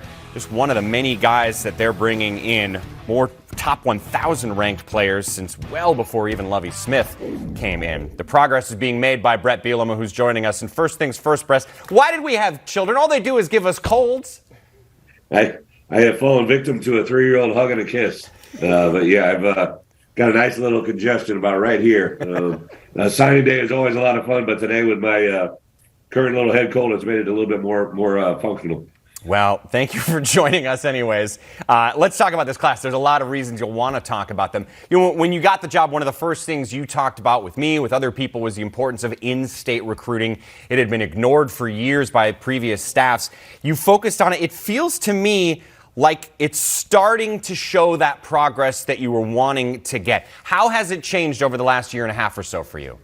You know, I think last year, Mike, we had 22 high school coaches or 22 high school players signed. 11 of those 22 are from the state of Illinois. But I don't think anybody was as high ranking as some of those. Not that they're not good players. We played a lot of them this year as true freshmen. But, you know, we went right after some of the top players in the state. We were able to get in early just because of the time factor. And The first guy to sign with us today and the first guy to commit to us was Caden Fagan, a young man here in the state about 40 minutes away from here that had every offer in the country. He had offers from Notre Dame, Ohio State, Michigan, Iowa, and we went head-to-head. And as you can see, he's a big man that can run. We definitely run the football. He's not a quarterback. I think they played him there. I think they realized he might be a little out of position. But ironically today, the first meeting I ever had with him, his running style reminded me of Franco Harris. He didn't even know who Franco was. And then today, the day he signs, obviously the passing of a great player. So just a strange twist to this recruiting world, but very excited to have Caden with us. He's an in-state kid, but that being said, you do go out of state to get talent where it's available. A lot from the state of Florida. How important will that state be in particular for your program going forward? Well, when I was at Wisconsin, I remember getting a phone call. It was our first Big Ten championship year, and it was a call from the USA Today, and they had said that that year I had more players from the state of Florida than any other university program in the Power Five that wasn't from Florida, right? So Florida, Miami, and Florida State had more, but we were the only outstate. And we've kind of continued that forward here. Last year we took Gabe Ackus, who ended up being a first-team All-American this year on several different rosters. Pat Bryant is one of our best receivers, is another Florida guy. We had 6 starters on our defense this year. It was one of the best defenses in the country. We're from Florida, so we went back down there and hopefully going to find a few more. You went to Oklahoma to get a quarterback, Cal Swanson. How come? Cal was a guy that jumped out. We, had made transition at the quarterback coaching position when I hired Barry Lundy, and Cal came on our radar and just really jumped out to us for 2 reasons. He's got a very live arm, as you can see, but a very athletic, long. Dad played safety at Oklahoma.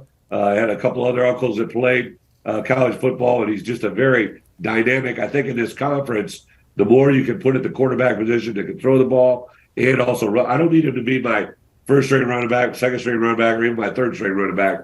But if he can have a couple carries that make the defense play them a little differently, I think that's a positive thing. It also looks to me, when going over this class as a whole, you got pretty good depth in the safety position and the edge position. You agree? I do. I like what we added. We had a young man by the name of Trey Smith, who comes from Ocoee, Florida. He was coached by his dad, one of the best teams in Florida. Also got a safety out of the same program. So we were really, really emphasizing safety. Only signed one edge player in Trey, but also Pat Farrell, who's kind of a outside linebacker, defensive end combo from right there in Chicago. So really concentrate on specific things, and then we'll build around that. Things that we didn't fill, we'll build it through the portal. We have a number of players that are committed to us. We just don't sign those portal players because there's really no accountability, and they don't have a signing day to get on campus. So we have the class we signed today at 21. We also have a number of players coming to us from the transfer portal as well. Bret, Jerry will tell you, people don't need an excuse to not want to talk to me. And you had an excuse, and you still came to talk on the show, so I really appreciate it. Go get some rest, man. Have a great holiday. I appreciate it, Mike. Have a great holiday. I. There's the head coach, Bret Bielema. One of the things we talked about was the in-state thing. I mean, he made a point of pointing it out that it was a priority. Lovie Smith, there were classes where he didn't have anyone from in-state. Yeah. And you've been telling me for the last year and a half, not only is it a good strategy for him, but it's not going to happen right away. It's going to take a couple years. Why is that? And I think it takes time because those high school coaches, those parents, those players, they want to see just how committed you are to recruiting the in-state players because they have been neglected for so many years. And now, all of a sudden, you have someone at the head coaching position who understands how important in-state recruiting is, and he's going to make it a priority and has made it a priority. And it ends up paying off when you start to see guys like Fagan, who's now on the roster, signed and committed. Because if you talk about having offers all over the place and you still decide to come to the University of Illinois, that means that your coaching staff has done an outstanding job. Now listen, he is an unbelievable athlete at 6'3", 220 plus pounds that can play anywhere. He'll have to figure out what that position ultimately will be. I think it'll take some time, but they have an idea. But he just shows the athleticism to be able to do so much, whether it's on the defensive side or the offensive side. Brandon Henderson comes in from East St. Louis. That's an important program that Illinois has always recruited helped them win a state title this year and played on an offensive line with 3 Power 5 signees on it. And you talk to people around the program, he might have the highest upside of all of them. He's a former basketball player that they had to talk into playing football, quickly picked it up. This guy could be a draft pick in a few years as he continues to develop, but he has a lot of natural tools and gifts. That's a big pickup for them. Sabur Kareem is a guy that we're pretty high on at 24/7 Sports. Illinois has had great success at the defensive back position. And you talk about a couple markers of being successful at that position. He's got length at 6'3", 185 pounds. He's got a multi-sport background. He played basketball, lacrosse, and ram track. Has an offensive background, had over 1,000 yards receiving as a senior. Also a really, really good student. Just a lot of size and skill there coming to that secondary. Alex Bray is a guy who had to work for it a little bit. Honestly, did not get recruited heavily by Power 5 schools during his junior year, even though he put up big numbers. Continued to battle, had 25 tackles for loss as a senior. Started to pick up more attention, but Illinois was one of the first Big Ten or Power 5 schools to get on him. Plays like every play depends on it, honestly. I don't think they're going to keep this guy off the field. Trajectory was going up as a senior. I think he was a really good evaluation job by their staff. Cal Swanson, quarterback, Coach Bielema was talking about him a little bit.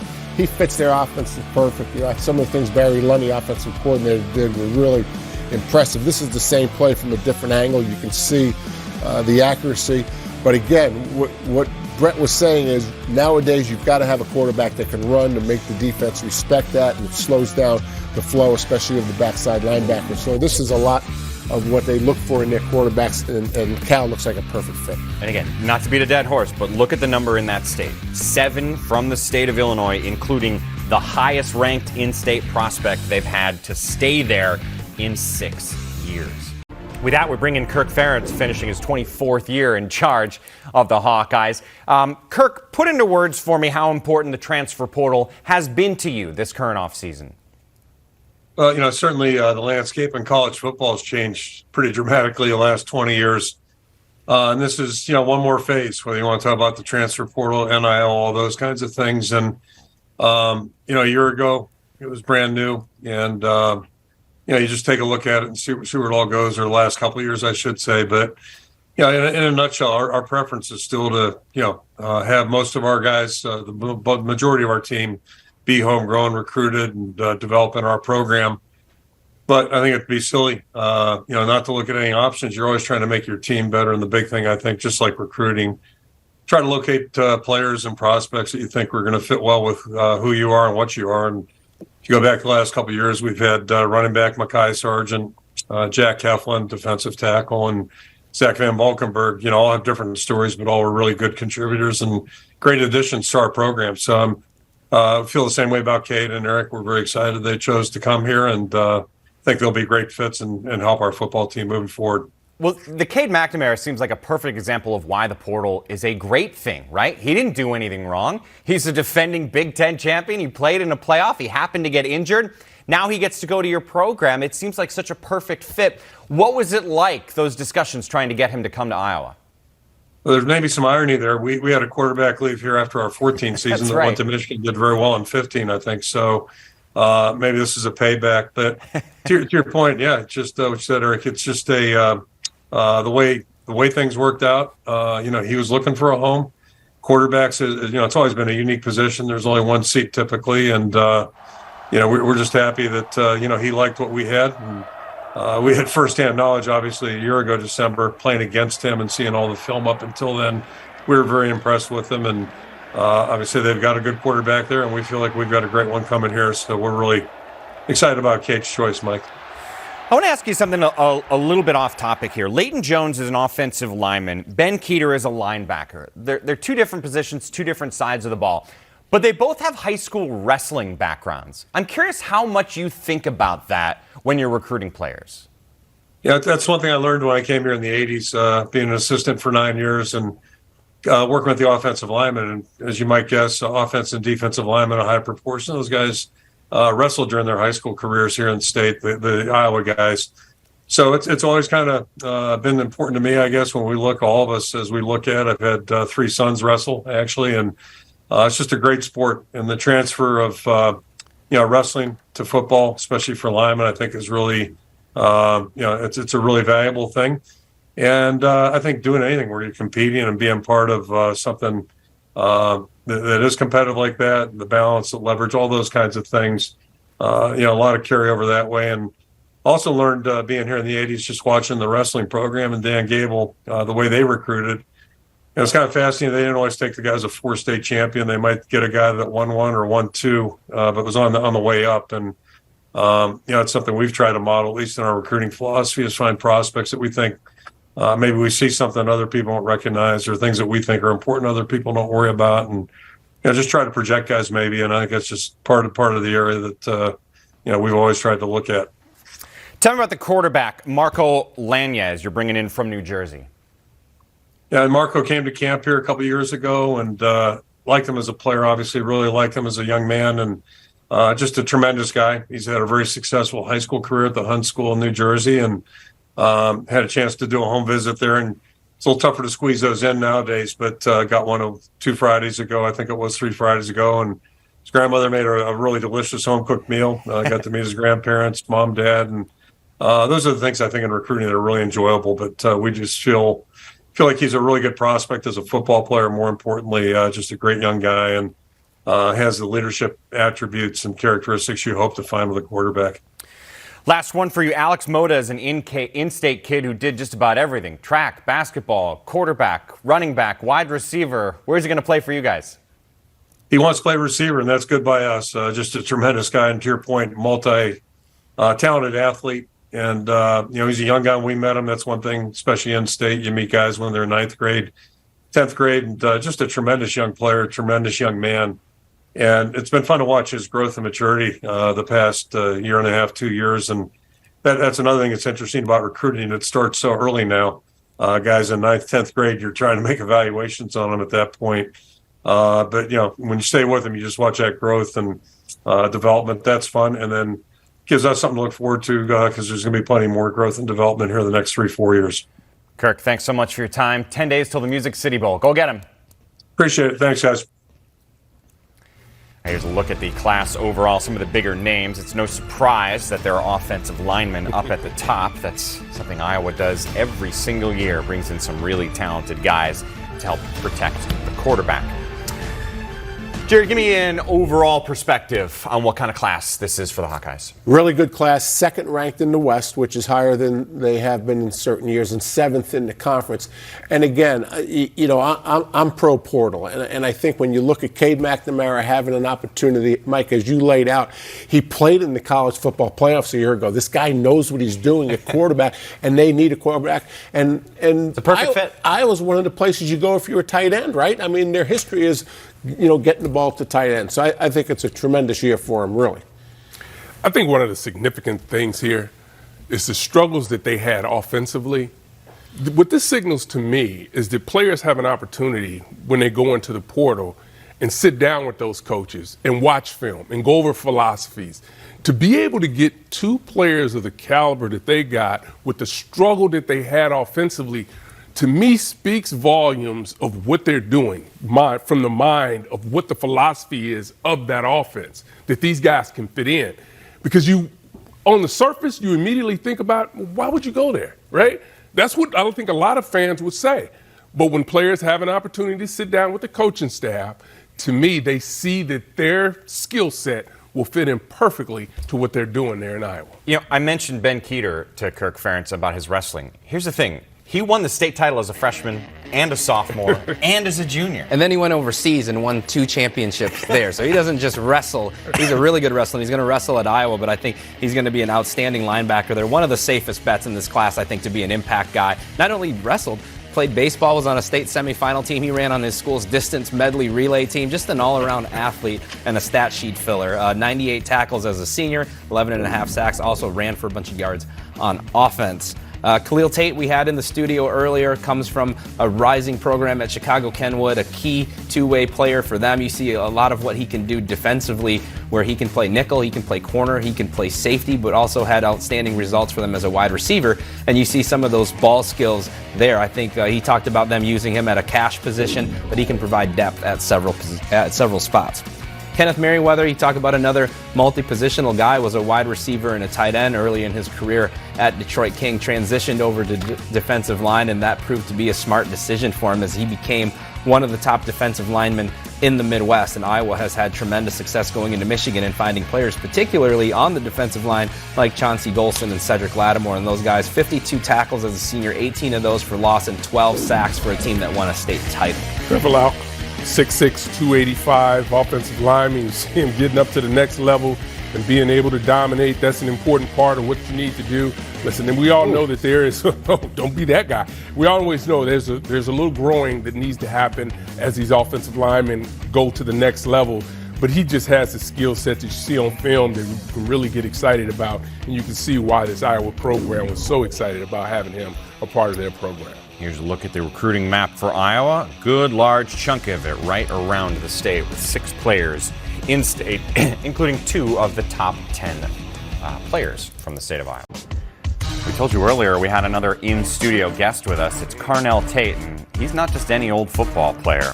This is one of the top 100 ranked players in the country, one of the top 10 ranked wide receivers in the country, 4-star talent who's been playing ball at IMG recently, and you know they have an awful lot of talented guys there playing football, so for him to be making waves at that school, it says something. He is one of the top 100 recruits who are coming to the Big Ten, and there's an awful lot here, and an awful lot of them are heading to Columbus as well. No surprise that 3 of them are wide receivers heading to Columbus as Carnell Tate joins us right now. What is it about Ohio State getting all of you elite wide receivers every year? Oh, it's obviously the rich history of wide receivers. Then you got Brian Hartline, who's the position coach. He's done a great job at recruiting players and then also teaching us the game because he's played the game at a high level. Talk to us some more about Coach Hartline because he's one of the most dynamic recruiters and obviously, as you mentioned, a position coach. I mean, he's a real guy. Like he's not gonna sell you of your dreams, and like he's been to the highest level, so he knows what it takes to get there, and he's only passing it down to us and stuff like that. And as a receiver, you always want to play for someone who played the position. Okay, so here's what I don't get, right? I'm next to 2 elite athletes. I was not an elite athlete. I'm not an athlete. You were an athlete. That's a long time ago, Mike, but go on. But you both can understand this concept. If I'm you, I'm going, do I want to go to a school where there's a bucket and a half of great wide receivers already on the roster? I would be thinking, I don't know, man, what if I'm still a great player, but I just can't crack the lineup? Does that ever cross in your mind at any point? Not at all. As a wideout, you got to believe in yourself, and that's how you get up there to the top. You always got to be confident in yourself and in your game. I can't relate. You're an ultimate Frisbee player, but that's okay. But tell me, what's some of the things that drive you right now and some of the areas you want to continue to improve on in your game? Oh, what ultimately drives me, I want to compete at the highest level and be that player that ultimately came down from Chicago to go up there and play at the highest level. And also, I want to work on like getting in and out of breaks and stuff like that, and also ball skills like that. Every great receiver has great ball skills, and as a receiver, you got to learn how to catch the ball to be a great receiver. What's it like playing at IMG? Because it's become this factory of talented players. What's it like when you're in the midst of all that? I mean, I feel like it's just another high school. You're just there with elite players who all have the same goal as you, and that's ultimately play at the next level. So when a bunch of guys have the same goal as you, it's easier to play ball. Like there's nothing else to worry about. Every guy has that main focus of playing ball and have the same dream as you. An elite receiver, obviously on scholarship, but what does it mean to your family for you to have this opportunity to play at Ohio State? Oh, it means a lot to my family. They sacrificed a lot for me to get here and stuff like that. And I would love to keep a smile on their face, especially my mom. Like, she does everything for me. Sacrifices there day in and day out and all night long she's been there for me. So ultimately just want to put a smile on her face and make her proud. All right, I want you to finish this sentence for me. When I was watching the Ohio State-Michigan game a few weeks ago... That's wrong. Well, I'm just curious. What was it like? I mean, you got Marv made big plays and stuff like that. You see the big plays out of the receiver. They just got the best of us. They wanted it more, but we'll show them next time how it's going to go. Hey, you know what? Next time might be January 9th. Oh, yeah. Just saying. Oh, yeah. It's possible. Hey, great for you to join us. We really appreciate you meeting some of your family as well. Thank you for having me. That was very cool. For more on this class, we're glad to bring in Pat Fitzgerald, the head coach of the Wildcats. Pat, let me start kind of big picture. What has you most excited about this crop of players you're bringing in? Well, Mike, it's the entire group, from top to bottom. I think this may be, on paper, one of the best classes that we've ever recruited. Huge thank you to an amazing group of young men, amazing families, high school coaches, our coaching staff, the recruiting staff, the list goes on and on. It was a full team effort, and most importantly, our players that hosted this great class as they came up unofficially and officially to finally get this done today is an exciting moment. A lot of people excited about the linebacker Nigel Glover. How come? Well, you see him all over the field. He was a safety here, probably, here we go, seeing him against Centerville and just watching his range and his physicality. A guy that can really play sideline to sideline. And you can see his length here on Tate, Mike. And then, watching him come downhill is a perfect fit for what we're trying to get accomplished for our defense and his length. Really physical player, really special young man, great family. Again, I've had a ton of great home visits, but to see the amount of Christmas ornaments and festive things at his grandma's house, it was awesome. So fired up to have Nigel and his family a part of it. And that fits into what you told me Era told you years back. Academic fit from Ohio, right? Well, we start and end our recruiting in Chicagoland. We're not gonna hide from that. We had another great year this year, and then when we leave, it's no secret where we're going. We're going to Ohio, and our three coaches that are in Ohio, Timmy McGargle, Matt McPherson, and then Kurt Anderson up in the Cleveland area do a great job for us. QB is always so important in the world of football. So tell me about Aiden Gray coming in. What makes him special?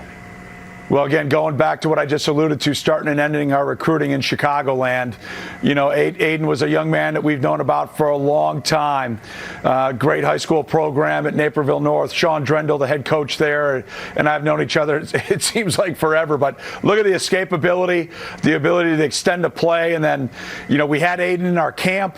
I think I've known Aiden since he was like 12. So the relationship that we've had with he and his family, again, one of the best breakfasts I've ever had. It was a French toast casserole and then an egg breakfast casserole that his wonderful mom made for us. I think you're hearing a theme, right? We had a tough record, but to see this class be unified since day one, they know the opportunity they have to mesh with a very motivated locker room. So I'm excited about the future, buddy, and this class is going to be a big part of it, and really excited about where we're going. I would kill to have the memory of a head coach. I mean, you remember the casserole at his visit on a breakfast. That's the best. Your goal when you bring these kids in is that they develop and that they can go on to the NFL, obviously, which you have now a long track record of doing, including Peter Skoronski, who's now going to be the next guy from Evanston to become likely a first-round pick in the NFL. What is it like for you, specifically with him, to watch him go from following him when he was just a high schooler to now he's going to be playing on Sundays next year? Well, we have that, vision and mission that we want to be the best player development staff in the country. And, you hope that it's holistic. It's academically, it's preparing them for life, and then preparing them to achieve all their individual goals when it comes to the game of football. And, Peter's got a special future ahead of him. I mean, I had a great conversation with his mom last week. Peter and I have been, hand in hand. Darby Dunnigan does an amazing job as our NFL liaison, and with Johnny Kovac by our side, who runs our recruiting. This is a holistic approach, and to see what Peter has become, we're so proud of him. But it goes back to when he played, Park Ridge Falcons football, and then Maine South for Dave and Sarah. You just invest so much time to build these relationships, and to see what Peter's become is something really special. We're really proud of him, and I look forward to hopefully having another sweet suit that I get to wear on draft day to be there to support him and be a part of it. Pat, before I let you go, one more guy I want to ask you about. There's this tight end, 6'5", 220 from Loyola Academy, Jack. How do you say his last name? Fitzgerald? How do you? Yeah. Do you know what do I know about this guy? Yeah, well, I've been working on a relationship with his mom for 32 years. It's been the longest recruiting run, but I'm fired up to have JP join us. I'm proud of him, man. You know, he's got a chance to be the valedictorian there at Loyola Academy. 8A state champs. Johnny Holisek, who's now gone into his new life, ran a great program there, and then there'll be a new chapter. We got Ryan playing hoops there, and just so thankful for his experience at Loyola Academy, and fired up to have Jack join us. And he needs to get to work. He's about 240 now. He's no longer 225. So he's got to go block the C gap and block the guys off the edge. So proud dad moment. Proud to be Stacy's husband, and happy to have him join this great class. Yeah, you screw things up with his mom, you're in trouble 2 times over, right? Don't get me started, Mike. I've tried to do that for a long time. So. Hey, Pat, congratulations on the class. Thanks for the time, and start celebrating the holidays, would you? Hey, listen, buddy, thanks a lot. Happy holidays and Merry Christmas to all of our great Wildcat fans, and fired up to keep cheering on these great basketball programs we got rolling right now, and our wrestling team, and the list goes on and on. So go Cats. Happy holidays. Merry Christmas. Thanks, Pat. I mean, fathers and sons, it's pretty cool. I mean, Tom Izzo's doing it. Fran McCaffrey on the basketball side. We're seeing it here.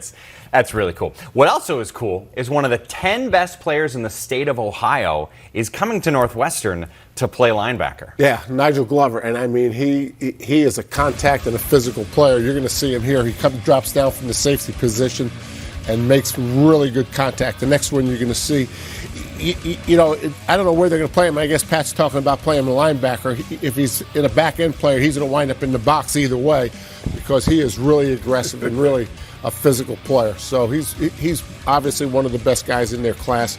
And Fitz said what they want to do on defense, which we really don't know, but obviously they've got an idea, and Glover's going to fit into it.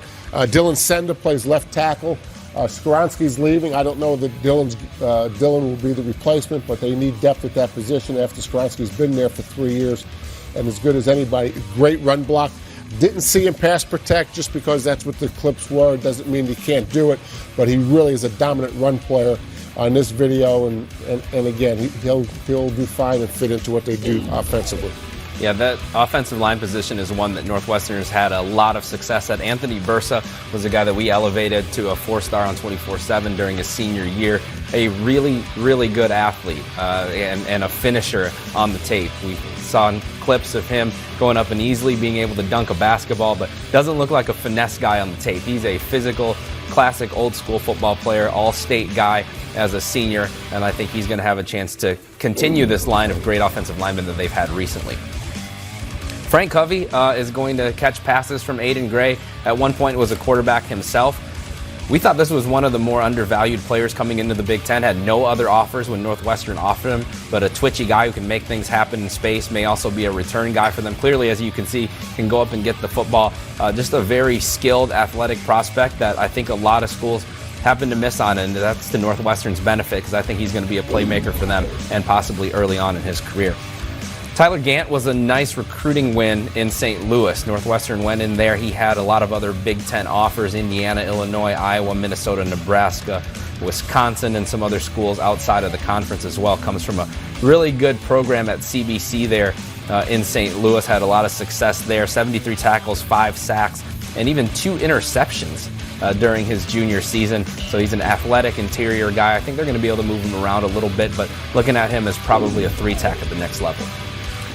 Aiden Gray, quarterback, 6'3", 200 pounds.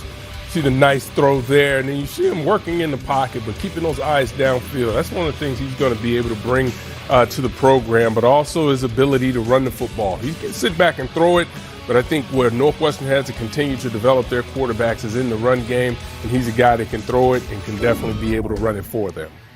The recruiting map for Northwestern, as usual, they have a national feel. They do go all over the country: California, Arizona, Texas, Florida, and others. Let's take a look at the Rutgers Scarlet Knights recruiting class. They're bringing in a class that has some pretty good talent at the offensive line. A whole bunch of wide receivers seem pretty darn good. They got a top 10 kid from the state of New Jersey as well. Greg Schiano ending up his 3rd year in charge of the program in round 2. And he's good enough to join us now and talk about this class. And Greg, why don't we talk about that wide receiver position in particular? What impresses you with some of the guys you're bringing in there? Well, we got a good mix. I think we have some real length. We have speed in all of them. Some of them are converts. We have a converted quarterback that's going to move to wideout, who's really good with the football in his hand. So we really like it. We need to. We have 3 guys that are moving on to the draft, so we have to do some replacing there. But I think that the class is one that strengthened us in that area. You said you had someone who was a quarterback who's converted. There's another quarterback who I believe is going to stay at QB position, a Johnny Shepard, a New York kid. Why were you drawn to him? Yeah, he's a local guy that we know a lot about, and he's a winner. He won his whole career. He caught my eye. I went to go recruit another young man a couple years ago, and I saw him at practice, and we've tracked him, and just felt like he was a guy that he can really come in here and compete and help us win. What's the most important thing you look for in a quarterback recruit?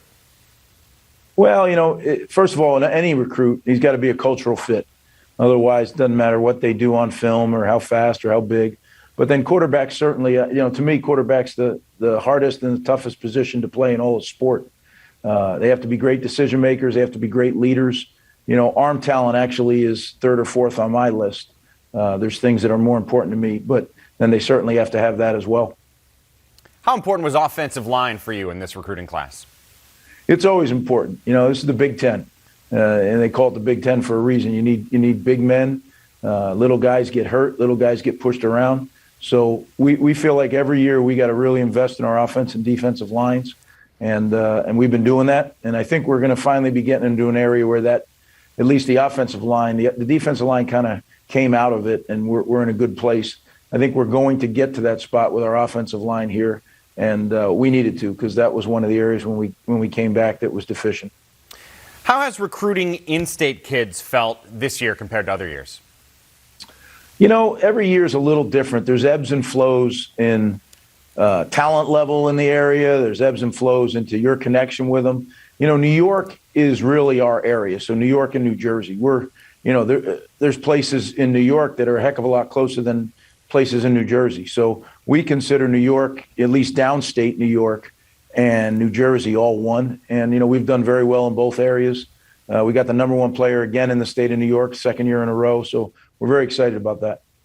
Greg Schiano, head coach of the Scarlet Knights. Thanks for your time. Congrats on this class. Thank you, Mike. Greg was talking about it. You see, that is that huge focus for them. They have all that talent right there in that New York, New Jersey area. 9 guys from those 2 states in particular. And then, as usual, they got a bunch from down south in the state of Florida. Let's talk about one of the guys that is an in-state kid. He's one of the top 10 guys. He's an offensive lineman, Jasir Peterson. Why does he stand out? Yeah, really good athletic-looking young man. Still filling out his body, but I think a player that's going to go into a developmental program and really help him. He's also a guy who's been able to benefit from playing on both sides of the ball, whether it's defensive tackle or playing on the offensive line. See him being able to get after the quarterback, being relentless and trying to work his way there. This is what you want your big guys to do, create a pile right there so the linebackers can come clean it up for you. Dominic Rivera is the guy they went over into Ohio for, 6'7", 310 pounds. It's hard to find tackle bodies that can move like this guy. A little bit of a late bloomer who picked up football a little bit later and then really came into his own during his junior year and started picking up offers. They were able to beat Syracuse, Boston College, several other schools, Iowa State for him, and he's going to be an early enrollee. So he's got the size, and he's going to be in there early looking to compete right away. This is Jashawn Benjamin, who they went down to Pahokee, they went down to the Muck and picked up a commitment from Benjamin. He's a guy who can run. He's a track guy, ran 10.7 in the 100-meter, was on a state, all-state relay team. He can play out in the slot, catches the football extremely well, a guy who can make a lot of different things happen in space. You can hand it to him traditionally out of the backfield. He can take sweeps. He can be a return man for them, but definitely a guy who can make things happen in space and change the scoreboard a little bit. Speaking of skill guys, how about a outside wide receiver that's 6'8", 200 pounds, and DeAndre Johnson? You look at that frame, you might have some temptation to move him to other positions, but the plan is to or play to other sports. Or other sports. He did play basketball, which is not a huge surprise, and he plays a little basketball on the football field too. Can go up and win those contested passes. Could grow into a tight end at some point, but receiver's the plan. A Johnny Shepard quarterback.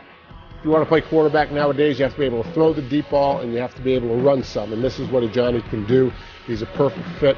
I would think that Rutgers will continue to run maybe more option than the rest of the spread teams, but certainly Johnny can do that, but he also can throw the deep ball, and that's nowadays what quarterbacks have to do, throw the deep ball and run. Man, Rutgers coming off a 4-win season. Greg Schiano trying to turn things around there in Piscataway. The number one class in the Big Ten is once again the Ohio State Buckeyes. All 3 full years for Ryan Day as a head coach that have had the top group in the league. 7 of the top 8 players from the state of Ohio are staying to be Buckeyes. Once again, they are crushing it in the wide receiver department, as they almost always do. 3 of the top 9 wide receivers in the country are heading to Columbus. Ryan Day ending his 4th year in charge. He addressed the media a little bit earlier. I think for me on today, on a day like today, it's like, all right, these 19 guys that have signed right now, they deserve, the recognition on a day like today, because it's a great group. And I think when you look at the quality of the people that we're bringing in, I think that's the focus right now. I think it has to be for us, is like, not so much maybe who we don't get, but who are we bringing into the program? You know what I mean? And so I'm proud of our guys, and they're going to have unbelievable opportunity here at Ohio State for sure. And speaking of those guys, what does it say about that? I'm sure it was a challenge for you. I'm sure other schools were coming after them, offering them money. How big of a challenge was that, and what does that say about those guys? It says a lot about our guys. 7 guys from Ohio and 19 guys here. I mean, these are guys who want to be Buckeyes, and they know the opportunity here. And there's a lot that comes with deciding on where to go to a school. A lot of these guys did it for the right reasons. What I mean by that is like focusing on the things that truly matter in this case. And what are those things? First off, it's the development at Ohio State. It's the ability to come in and get unbelievable education. It's being a part of a program that's going to be in the national championship hunt every year, but also part of an unbelievable culture in the city of Columbus. There's just so many things that come with being a Buckeye that these guys recognized early on. And it's about relationships, and I think our coaching staff did an unbelievable job of building relationships throughout this process. We've had some guys come, change commitments from another school to our school. It's just, I remember a time when, once somebody committed, everybody just stopped recruiting them.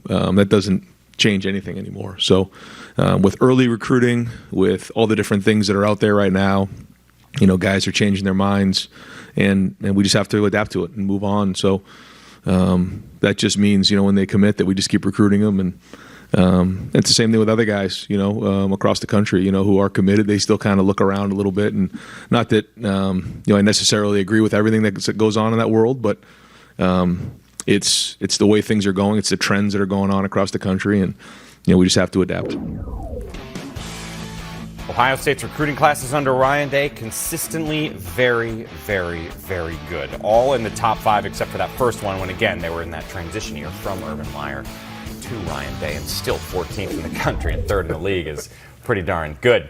Here's something that's pretty good. In 2020, of the top 16 wide receivers, 4 went to Ohio State. 2021, of the top 16, 3 went to Ohio State. Last year, of the top 15, 2 went to Ohio State. And this year, Howard, 3 of the top 9 are going to So Ohio what's State. your point?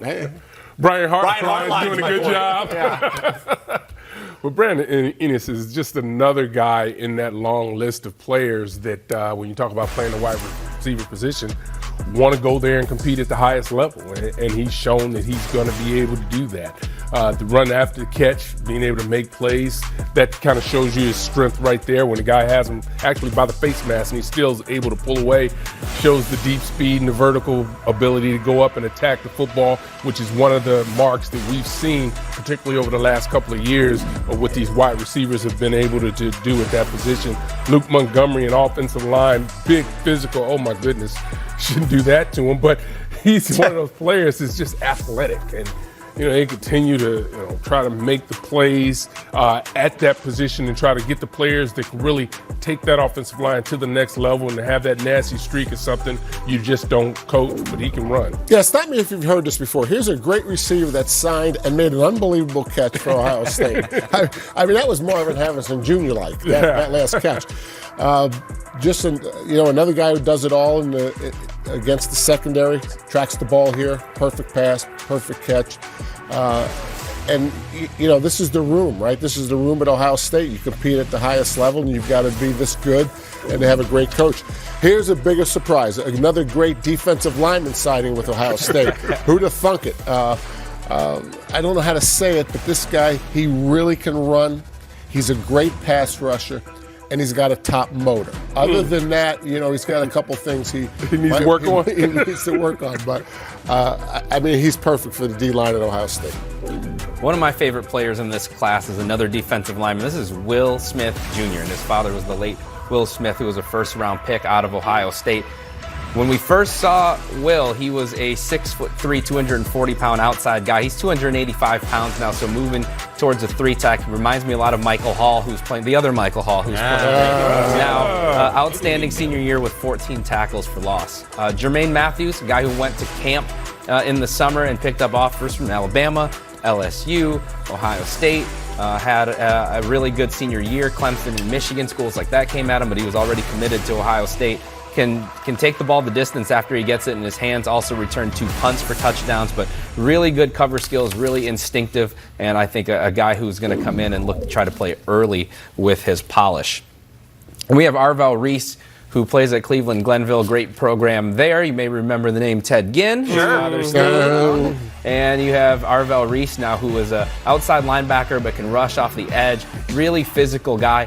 Arrives with bad intentions, can rush the passer as well. So I think he's going to grow into probably more of that edge spot, but a really versatile player who had an outstanding junior and senior year, which got him recruited. Look at the recruiting map for them. Plenty in state. They love going down south to Florida, and then they just sprinkle it in wherever they can, including South Dakota, where, again, they got their quarterback from in this group. And an easy way to sum it up, 19 4- and 5-star players for Ohio State. It is the third year in a row they have had at least 19 in that category specifically.